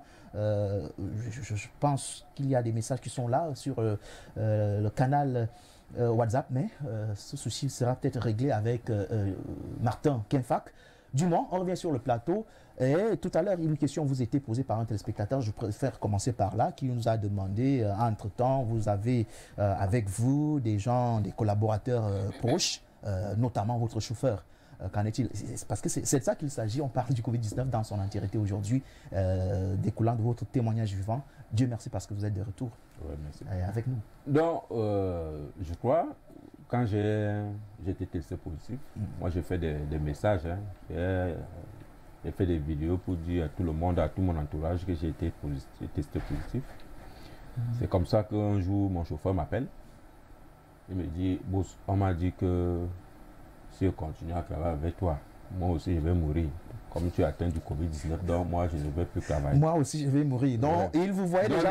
Il y a que non, moi il est parti. C'est comme ça que le gars, je l'appelle, je devais aller faire mon test de contrôle. Quand je l'appelle, je vois une femme qui me répond au téléphone. Et puis lui-même vient, il me dit que non, j'ai dit que je ne travaille plus. Je dis ok. Deuxième jour, c'est ma secrétaire. Elle me dit que boss, moi, on ne peut plus travailler avec toi. Parce que comme tu atteins là, ma grande sœur a dit que j'arrête. Parce que je ne sais pas. C'est comme ça qu'elle est partie. Mais quelques temps après, elle a été testée positive. Je suis reparti. Elle m'a appelé, je suis parti la retrouver là où elle était au palais des sports. Je lui ai remis 20 000 francs pour qu'elle achète le protocole, le médicament et qu'elle essaie d'être confinée chez elle. D'accord. Avec son mari. Voilà à peu près ce qu'a vécu aussi l'entourage de Raymond Barmekamba. Un patron responsable. Vous avez dit c'est un patron responsable. Parce que c'est aussi ça. Parce qu'un autre se serait caché, il aurait caché la maladie à ses collabos et il n'aurait même pas assisté la dame. Et maintenant, vous voyez le chauffeur, même quand lui s'en va, s'il va donc contracter la maladie, il aura encore le courage de revenir vers son patron, lui dire que comme je vous ai rabroué là, comme vous n'êtes pas mort, j'ai besoin d'argent pour aussi aller me soigner. Voilà un patron responsable. Il y en a, c'est pas tout le monde qui est comme ça. Alors, Willy, car je parle de ceci avec vous maintenant, parce que le titre en dit davantage, on a le traitement Elixir Covid et ADSAC Covid, qui sont ces traitements proposés par Cléda et Ngolbetara, dont cité encore Valère Bertrand de Sala. Pendant qu'on a ceci, on ne comprend pas, au Cameroun, on continue toujours à parler Covid-19 et la dangerosité que revêt cette maladie n'est plus à démontrer. Non, mais je pense qu'on devrait plus se dire qu'on ne comprend pas. Je pense que le témoignage de M. Mekabalu seul doit déjà nous servir de leçon pour ce qui est de ces interrogations, même l'analyse de Valère Bertrand Bessala et même celle du patriarche. Non, écoutez, je le dis et je l'ai redit ici, c'est que les gens le font à dessein. Les gens font exprès, non seulement pour travestir la vérité pour ce qui est du Covid-19, mais font exprès pour ne pas accompagner ceux qui ont justement trouvé ce protocole d'accord naturel, ça il faut le dire, parce qu'on parle de la naturopathie, qui pourrait aider les Camerounais. Valère vous disait qu'il fallait qu'on crée un laboratoire du côté de Bertois, peut-être dans l'Est, Batouri, même en pleine forêt, parce que voilà, il y a les essences. Mais écoutez, le Cameroun est riche en ce genre d'espace dans lesquels on peut créer ces laboratoires, mais sauf que ça ne sert pas les intérêts des collaborateurs de M. Biya. Quand on va vous dire qu'il faut créer un laboratoire de 2 milliards pour aider Monseigneur Cléda. 2 milliards, c'est même trop. Voilà, disons 500 millions. Voilà. Mais le gars qui est là-bas au niveau du ministère de la Santé, le DAG va vous dire, ma part c'est combien déjà? Ma part c'est combien? Quand vous me dites, il va s'en foutre de ce qui est des gens dont la vie en dépend. Pour lui, c'est son intérêt, c'est qu'il faut qu'il construise un nouvel immeuble à Oja ou dans ces nouvelles quartiers. Moi, je reviens dans le témoignage de M. Mekamba pour dire ceci. Vous voyez, même au niveau des collaborateurs de Monseigneur Cléda, les habitudes purement camerounaises, les camerounaiseries nous ont rattrapés. Les camerounaiseries nous ont rattrapés. Il ne vous l'a pas dit, mais ça, c'est des informations que nous avons. On vous dit que le médicament est gratuit. Oui, il est gratuit. Mais vous devez au préalable passer par une consultation qui coûte 18 000 francs CFA. 18 000. Et lorsque vous avez passé cette consultation, vous êtes déclaré positif, on vous remet le médicament. Donc, vous imaginez. Vous imaginez, si c'est la condition sine qua non. Est-ce que les 18 000 sont remontés à Monseigneur? Est-ce qu'ils sont remontés à Monseigneur? Ça, c'est une autre question. Et les 18 000 là, est-ce que tous les Camerounais sont capables de les produire? Non. Donc, il y a quand même aussi une chose que moi, je déplore. Et je l'ai déploré jusqu'ici. C'est le mutisme du chef de l'État, Biya. Le patriarche dit, c'est là que M. Biya est la personne la moins informée dans ce pays. J'ai dit non. Je suis désolé, patriarche, j'ai dit non. M. Biya est l'homme le plus informé et je parle sous le contrôle d'un administrateur civil qui sait quels sont les canons d'information dans ce pays. M. Biya a simplement décidé, n'en déplaise à ceux qui vont immédiatement aller sur leur clavier pour tirer sur moi, je à 37, M. Biya a décidé depuis un certain nombre d'années de gérer ce pays en confinement. C'est-à-dire que malheureusement, la maladie de Covid-19 est encore venue pour amplifier ce genre de choses. Il ne reçoit personne. C'est lui qui dit quand il veut recevoir les gens, il dit quand il veut avoir l'information. Et c'est tout à fait logique que les gens lui donnent les informations qu'il souhaiterait qu'il ait. Mais qui n'aide pas le peuple camerounais. Parce que si M. Biya, quelqu'un l'a dit, était véritablement au fait de la réalité sur le terrain, il aurait compris qu'on est dans une très grande entourloupe et que le peuple camerounais est entourloupé, que le peuple camerounais meurt souffre de la mauvaise gouvernance de ses collaborateurs.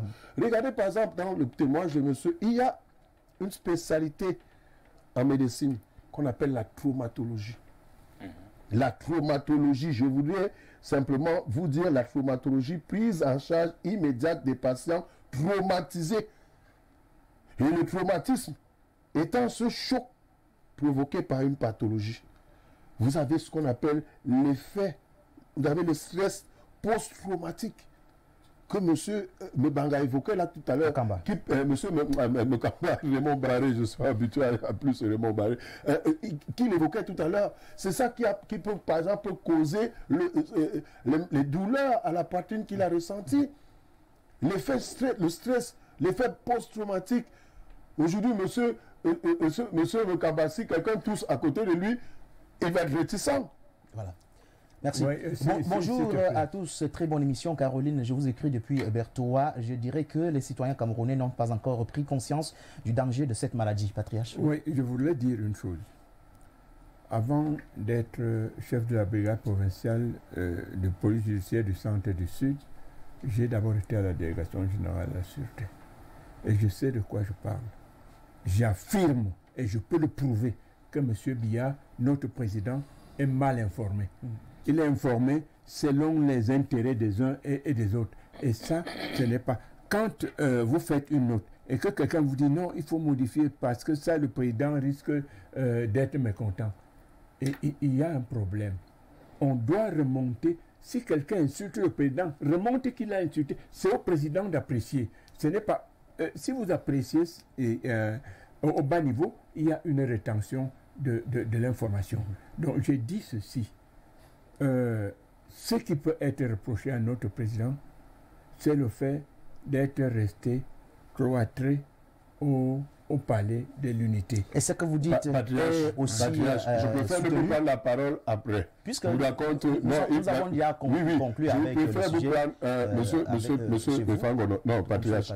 Vous savez, je vous raconte une anecdote que je tiens d'un aîné dont je tais le nom évidemment, qui est dans l'entourage du chef de l'État, qui dit, il arrive souvent au chef de l'État, lorsqu'il veut, quand il veut rire, vraiment, quand il veut rire, quand il veut un peu s'amuser, il dit, apportez-moi un peu les journaux qui sont parus. On les lui apporte. Et il s'amusait toujours, à chaque fois qu'il avait devant lui, le journal Le Populi. C'est-à-dire que quand il regardait, il voit ses cariques. Il se voit lui-même. Il regarde ses cariques et tout. Avec la pointille, il appelle son collaborateur, il dit, mais tu penses que ça, c'est ce à quoi je ressemble?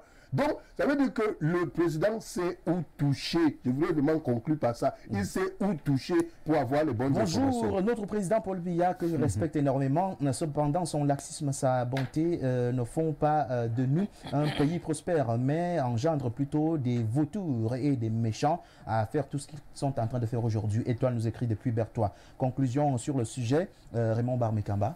Concernant le Covid-19, votre situation est tout. Même comment, monsieur?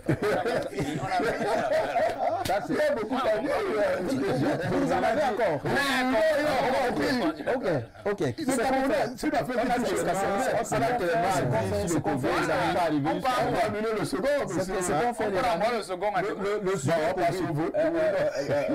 Je n'ai même plus besoin de demander le vote parce que votre réaction me fait comprendre que vous êtes pour.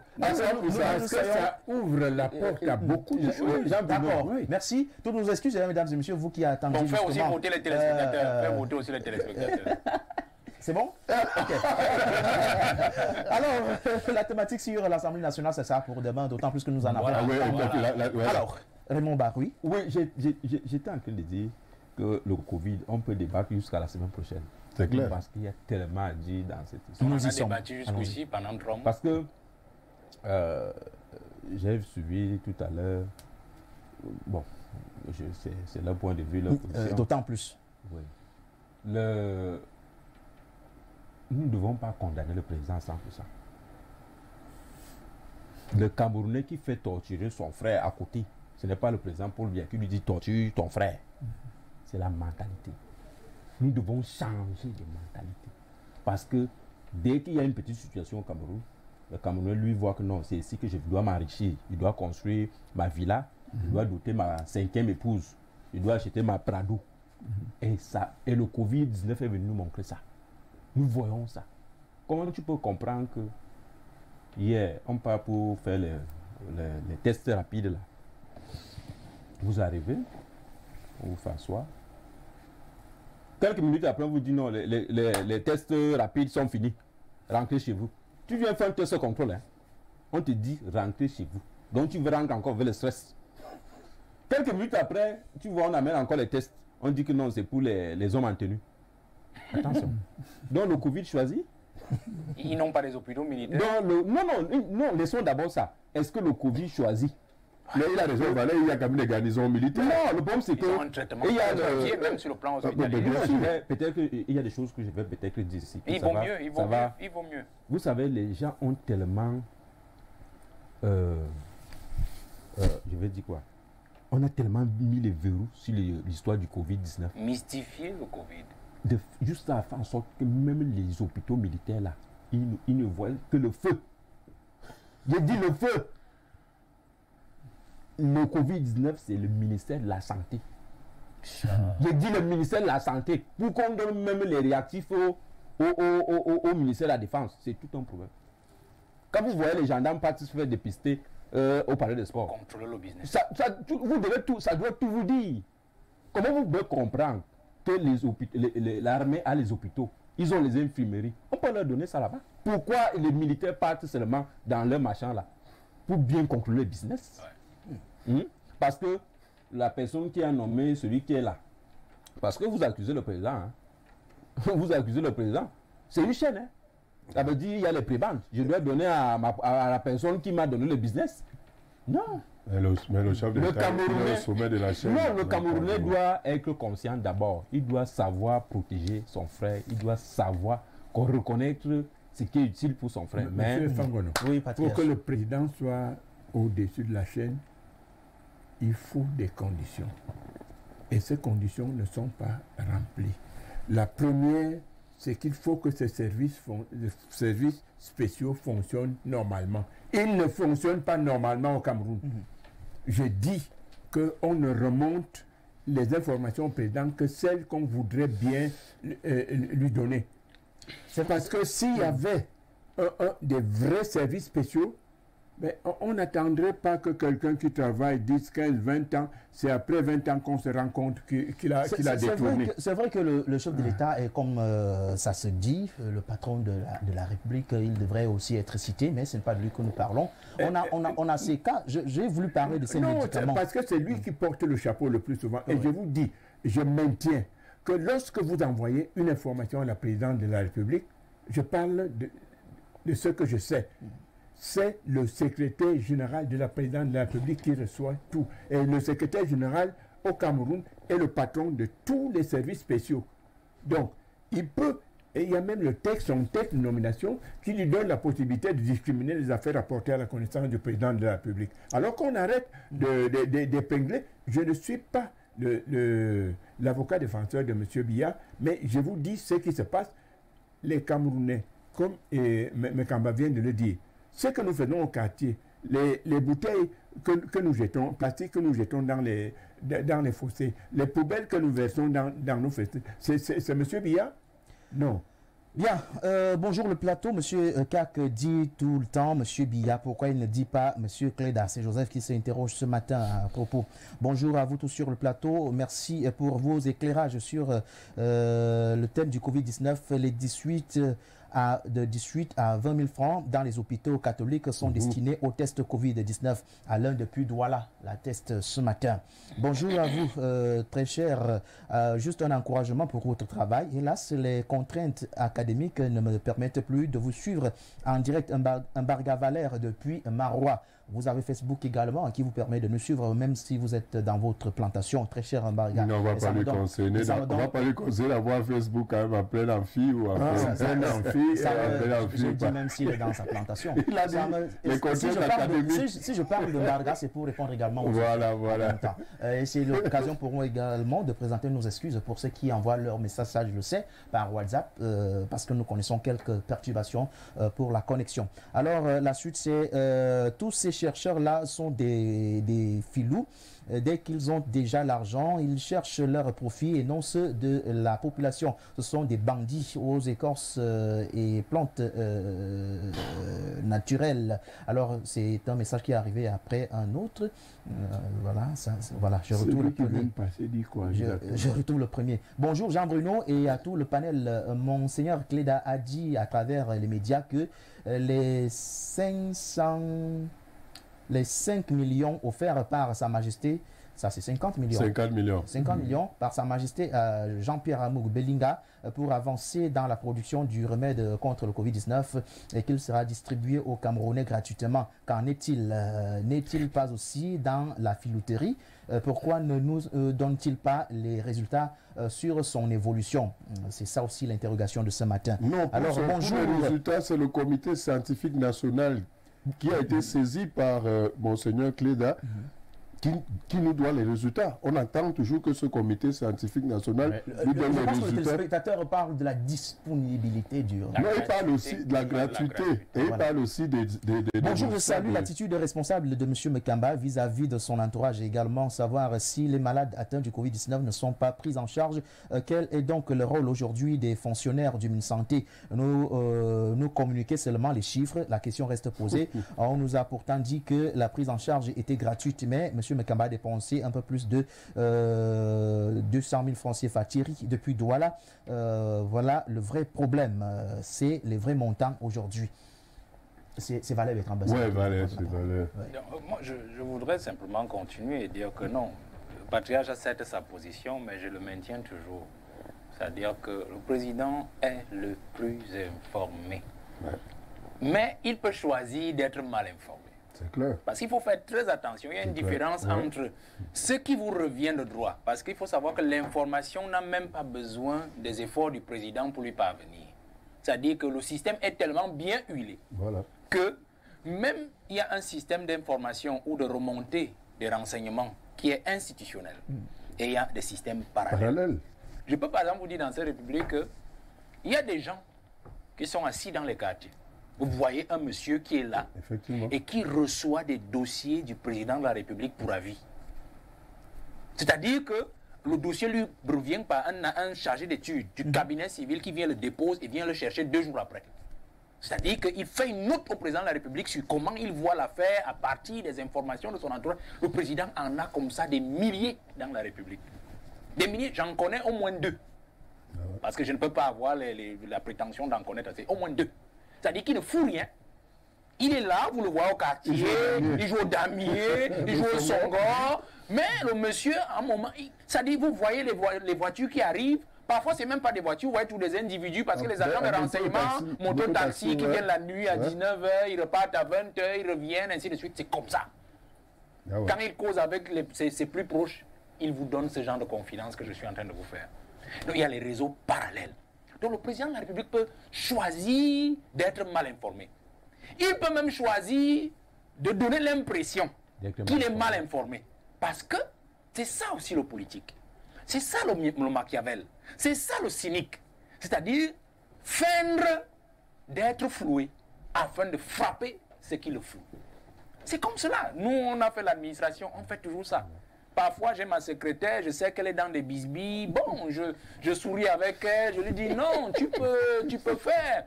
Bon, à un moment, quand ça grippe, parce que moi, je suis déjà en contact avec la personne qu'elle floue. Moi, j'ai fait ça plusieurs fois. À un moment, quand ça a bloqué, donc, je fais appeler la personne qu'elle flouait, je le fais asseoir, je sonne là, comme j'ai toutes les sonneries à pied. Je sonne, je dis, elle sait quand je sonne 2 fois, c'est la secrétaire. Elle vient. Je dis, assois-toi. Tu connais le monsieur là? Oui, oui, patron. Bon, ok. Allez vous arranger. C'est tout ce que j'ai dit. Et je n'ai pas besoin de lui raconter l'histoire qu'elle connaît déjà. Je dis seulement, allez vous arranger. Donc, c'est comme cela que ça marche quand on dirige des hommes. Donc, l'impression, moi, je crois que le patriarche est resté sur l'impression qu'il a. Parce que, je vais encore vous donner une piste, une anecdote.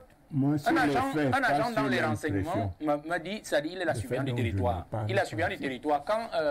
monsieur, je vais taire son nom, il est maintenant en prison, mais avant qu'il ne devienne ministre, il vous dit, je vais chez le monsieur, voilà, ils font ça régulièrement. C'est-à-dire, il a un faux dossier sur vous, on a appris que vous avez pris 300 millions à tel et tout ça. Alors, le gars de la ST vient vers vous, il dit vraiment, monsieur le directeur général, nous avons ce dossier, et sur ordre du DST, parce que le DST à la présidence, elle est logée là-bas, on nous a demandé de faire un rapport sur vous. Voilà comment les gars, ils se nourrissent. Ils viennent voir, donc on vous dit, faites-moi l'enquête sur tel directeur général, sur tel dossier où on dit qu'il a fait. Et tu viens voir la personne sur qui tu dois faire. Il dit vraiment, voilà, c'est que, bon, j'écris quoi?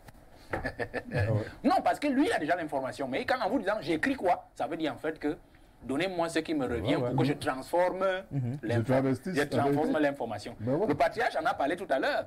C'est-à-dire que dans le système institutionnel, c'est ça qui parvient officiellement au président de la République. Mais les réseaux parallèles lui apportent toujours la bonne information. Et M. Mekamba dit tout à l'heure aussi que l'entourage du président de la République, le renseignement, c'est une chaîne. Mais vous ne savez pas que l'argent que le DG donne là à cet agent de la DST, il va le donner à quelqu'un d'autre, à son patron qui va acheminer le dossier. Ça va aussi arriver même dans d'autres réseaux, c'est-à-dire le DG va corrompre même le secrétaire général, le président de la République, qui selon le décret portant organisation du président de la République, discrimine les informations apportées à l'attention du président de la République. Ça veut dire que si le RGP est corrompu, c'est-à-dire qu'on a vu des cas, un ministre qui vole à tombeau ouvert dans la République, et qui est reconduit à son poste et même encore élevé même à un grade supérieur de ministre. On se dit, qu'est-ce qui ne va pas?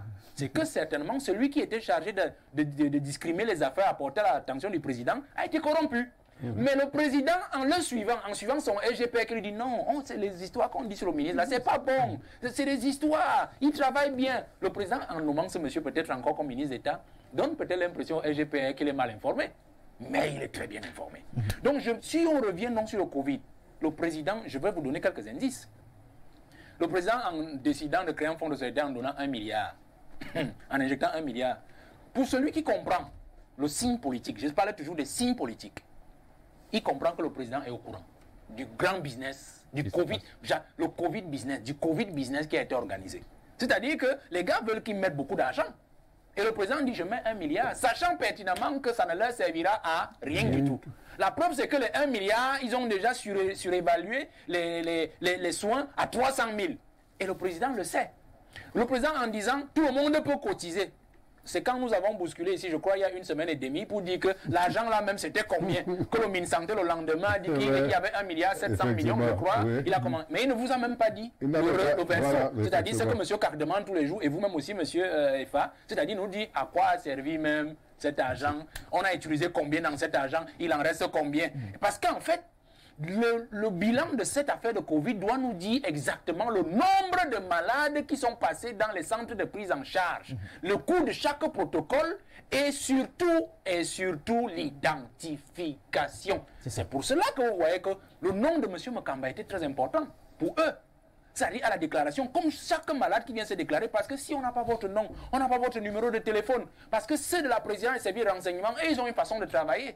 On va appeler encore 1 ou 2 malades pour tester si M. Mandaoud a dit la vérité. On appelle M. Makamba. Vous êtes M. Makamba? Oui. C'est votre numéro de téléphone ici? Oui. Vous travaillez où? Il dit. Et puis il dit, vous avez souffert de Covid-19, ok, c'est bon pour eux. Or, ce n'est pas ça. Ce n'est pas à ça que doit s'arrêter l'information. On doit vous donner tout le... M. Makamba doit être appelé et demander et présenter tout le protocole qui lui a été prescrit par des agents du Minsanté en charge du Covid. Et en plus, tout le dossier médical qui aura fait de l'hospitalisation, les factures et tout, même si c'était gratuit, parce que vous devez avoir des factures avec la mention gratuit, parce que c'est ça même quand un service est gratuit, vous devez avoir les factures avec la mention gratuit. Et M. Makamba dit, j'ai été couché à l'hôpital militaire ou bien au stade militaire, au centre de prise en charge Covid. C'est ça qui doit se passer après cette affaire. Le président de la République est donc au courant, je sors par là, il est au courant, mais je crois que comme d'habitude, il a fait du Covid, en fait, ce miel qu'il pose sur cette boîte de miel qu'il pose sur la table, les appâts. Et il attire les abeilles, il voit juste l'abeille qui grossit le plus, la frappe pour donner la leçon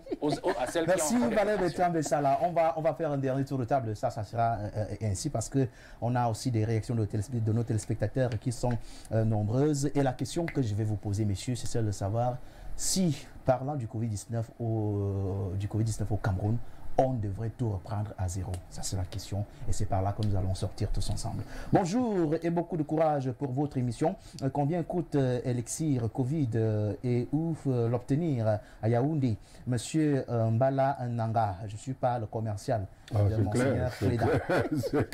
C'est au chef de l'État la faute. Il a demandé les preuves aujourd'hui. Le Cameroun est la risée du monde entier. Il a pris l'habitude de ne pas sanctionner les voleurs. Merci. Je suis Calixte de Colbison. Merci également à vous. Bonjour Calixte. Bonjour à tout le panel. Le président de la République n'est pas un bébé ni un handicapé ou un malade. Il peut se déplacer, aller vers l'information. Je soutiens M. Kak Fritz Cleave. Depuis Douala nous écrit. Bonjour à vous tous sur le plateau.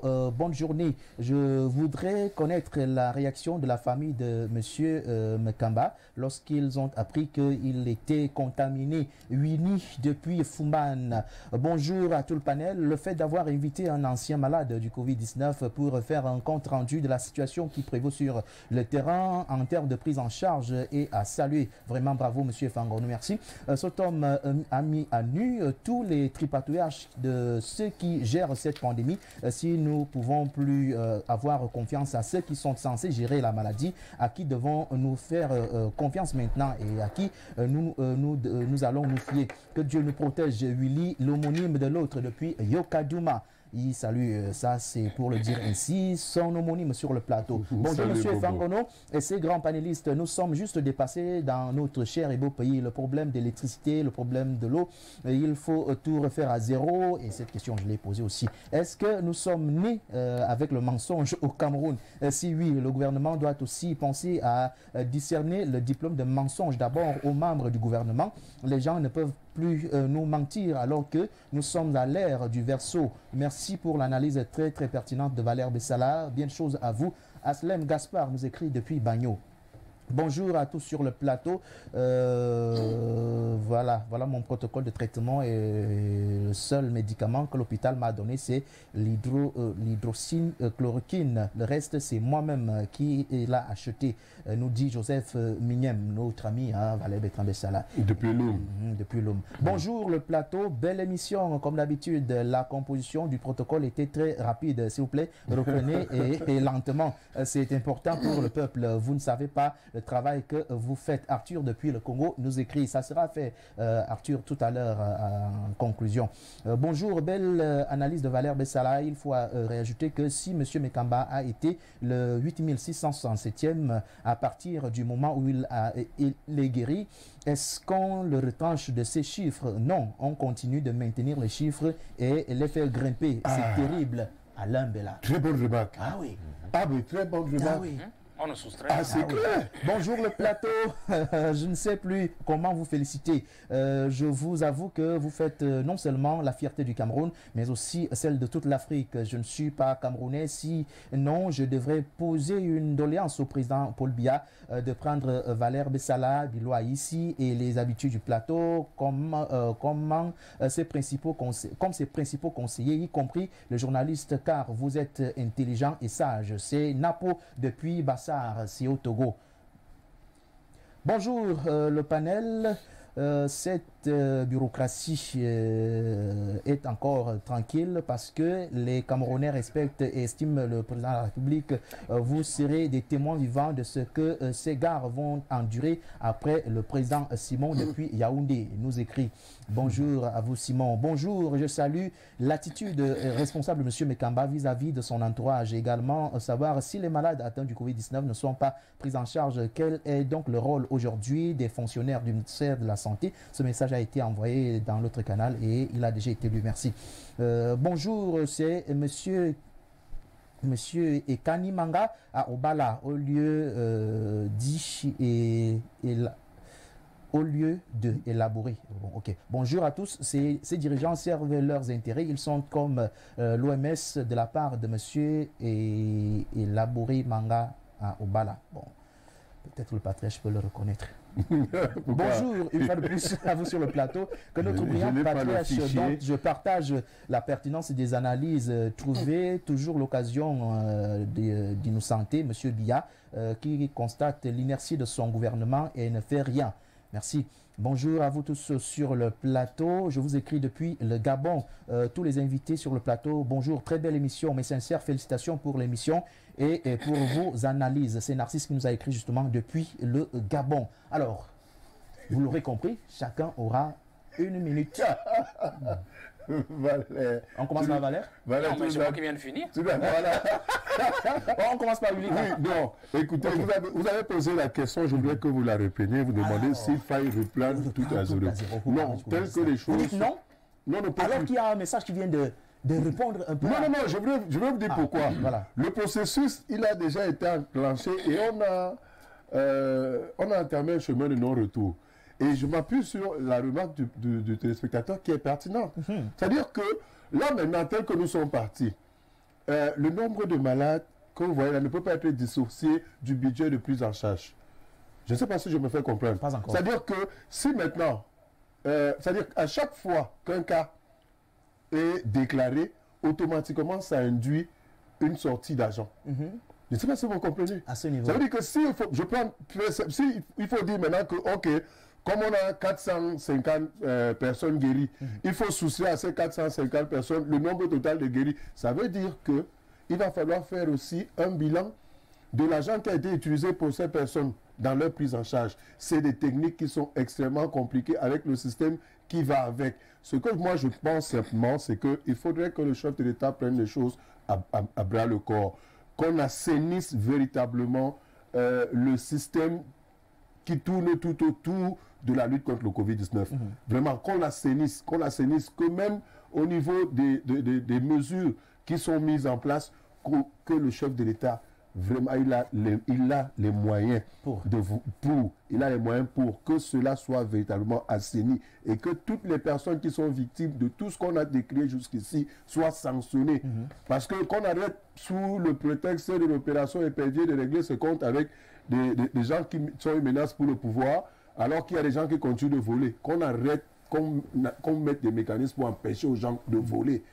C'est comme ça qu'on va combattre la corruption. Merci. Bonjour le panel. Je voudrais savoir si les corps du Covid-19 sont enterrés ou incinérés, car mon voisin est mort hier et les hommes masqués l'ont directement enterré dans sa concession. Sommes-nous pas en danger? Roland de Faugerolles. Il y a d'ailleurs les deux frères du président du Sénat qui sont décédés aussi du Covid-19, le docteur Niat et l'un de ses frères. Qui ont été enterrés nuitamment dans leurs différentes résidences à Bangladesh. Bonjour Info TV, un seul mot, continuez Thomas, depuis Akonolinga à Patrice Bilois ici, est-ce qu'il va falloir tout reprendre à zéro pour faire véritablement face au Covid-19 et qu'il n'y ait pas de... Il faut reprendre à zéro la mentalité du Camerounais, parce que moi je maintiens ce que je dis. Le lac Nyos, détournement, pas de punition. La Cannes, détournement, pas de punition. Le plan triennal, le plan d'urgence triennal, détournement, pas de punition. Je m'arrête là parce qu'on peut faire toute une journée. Et ici, si je cite des choses que je connais, donc ce qu'il faut dire, la lutte contre le Covid-19 ne peut pas être différente de cette mentalité qui veut qu'à chaque fois qu'il y a quelque chose, il faut, Kak le disait tout à l'heure, que le responsable demande quelle est ma part dedans. Bonjour le panel, si je devais proposer des gens au poste de responsabilité, j'aurais proposé M. Bessala au poste de ministre en charge de la décentralisation et M. Bilois Aïssi au poste de secrétaire général du premier ministère. Ils ont le moral et de la matière pour cela. Kamga Fabien depuis Marois. Je l'ai fait valer Bertrand Bessala, votre conclusion en 1 minute. Ce n'est pas parce qu'on parle bien qu'on peut forcément bien diriger un peu. Le président parle d'ailleurs très bien et tout le monde se plaint. Non, nous venons ici pour essayer d'aider aussi ceux qui nous regardent à mieux comprendre les choses et aussi nous-mêmes aussi à mieux comprendre. C'est ça.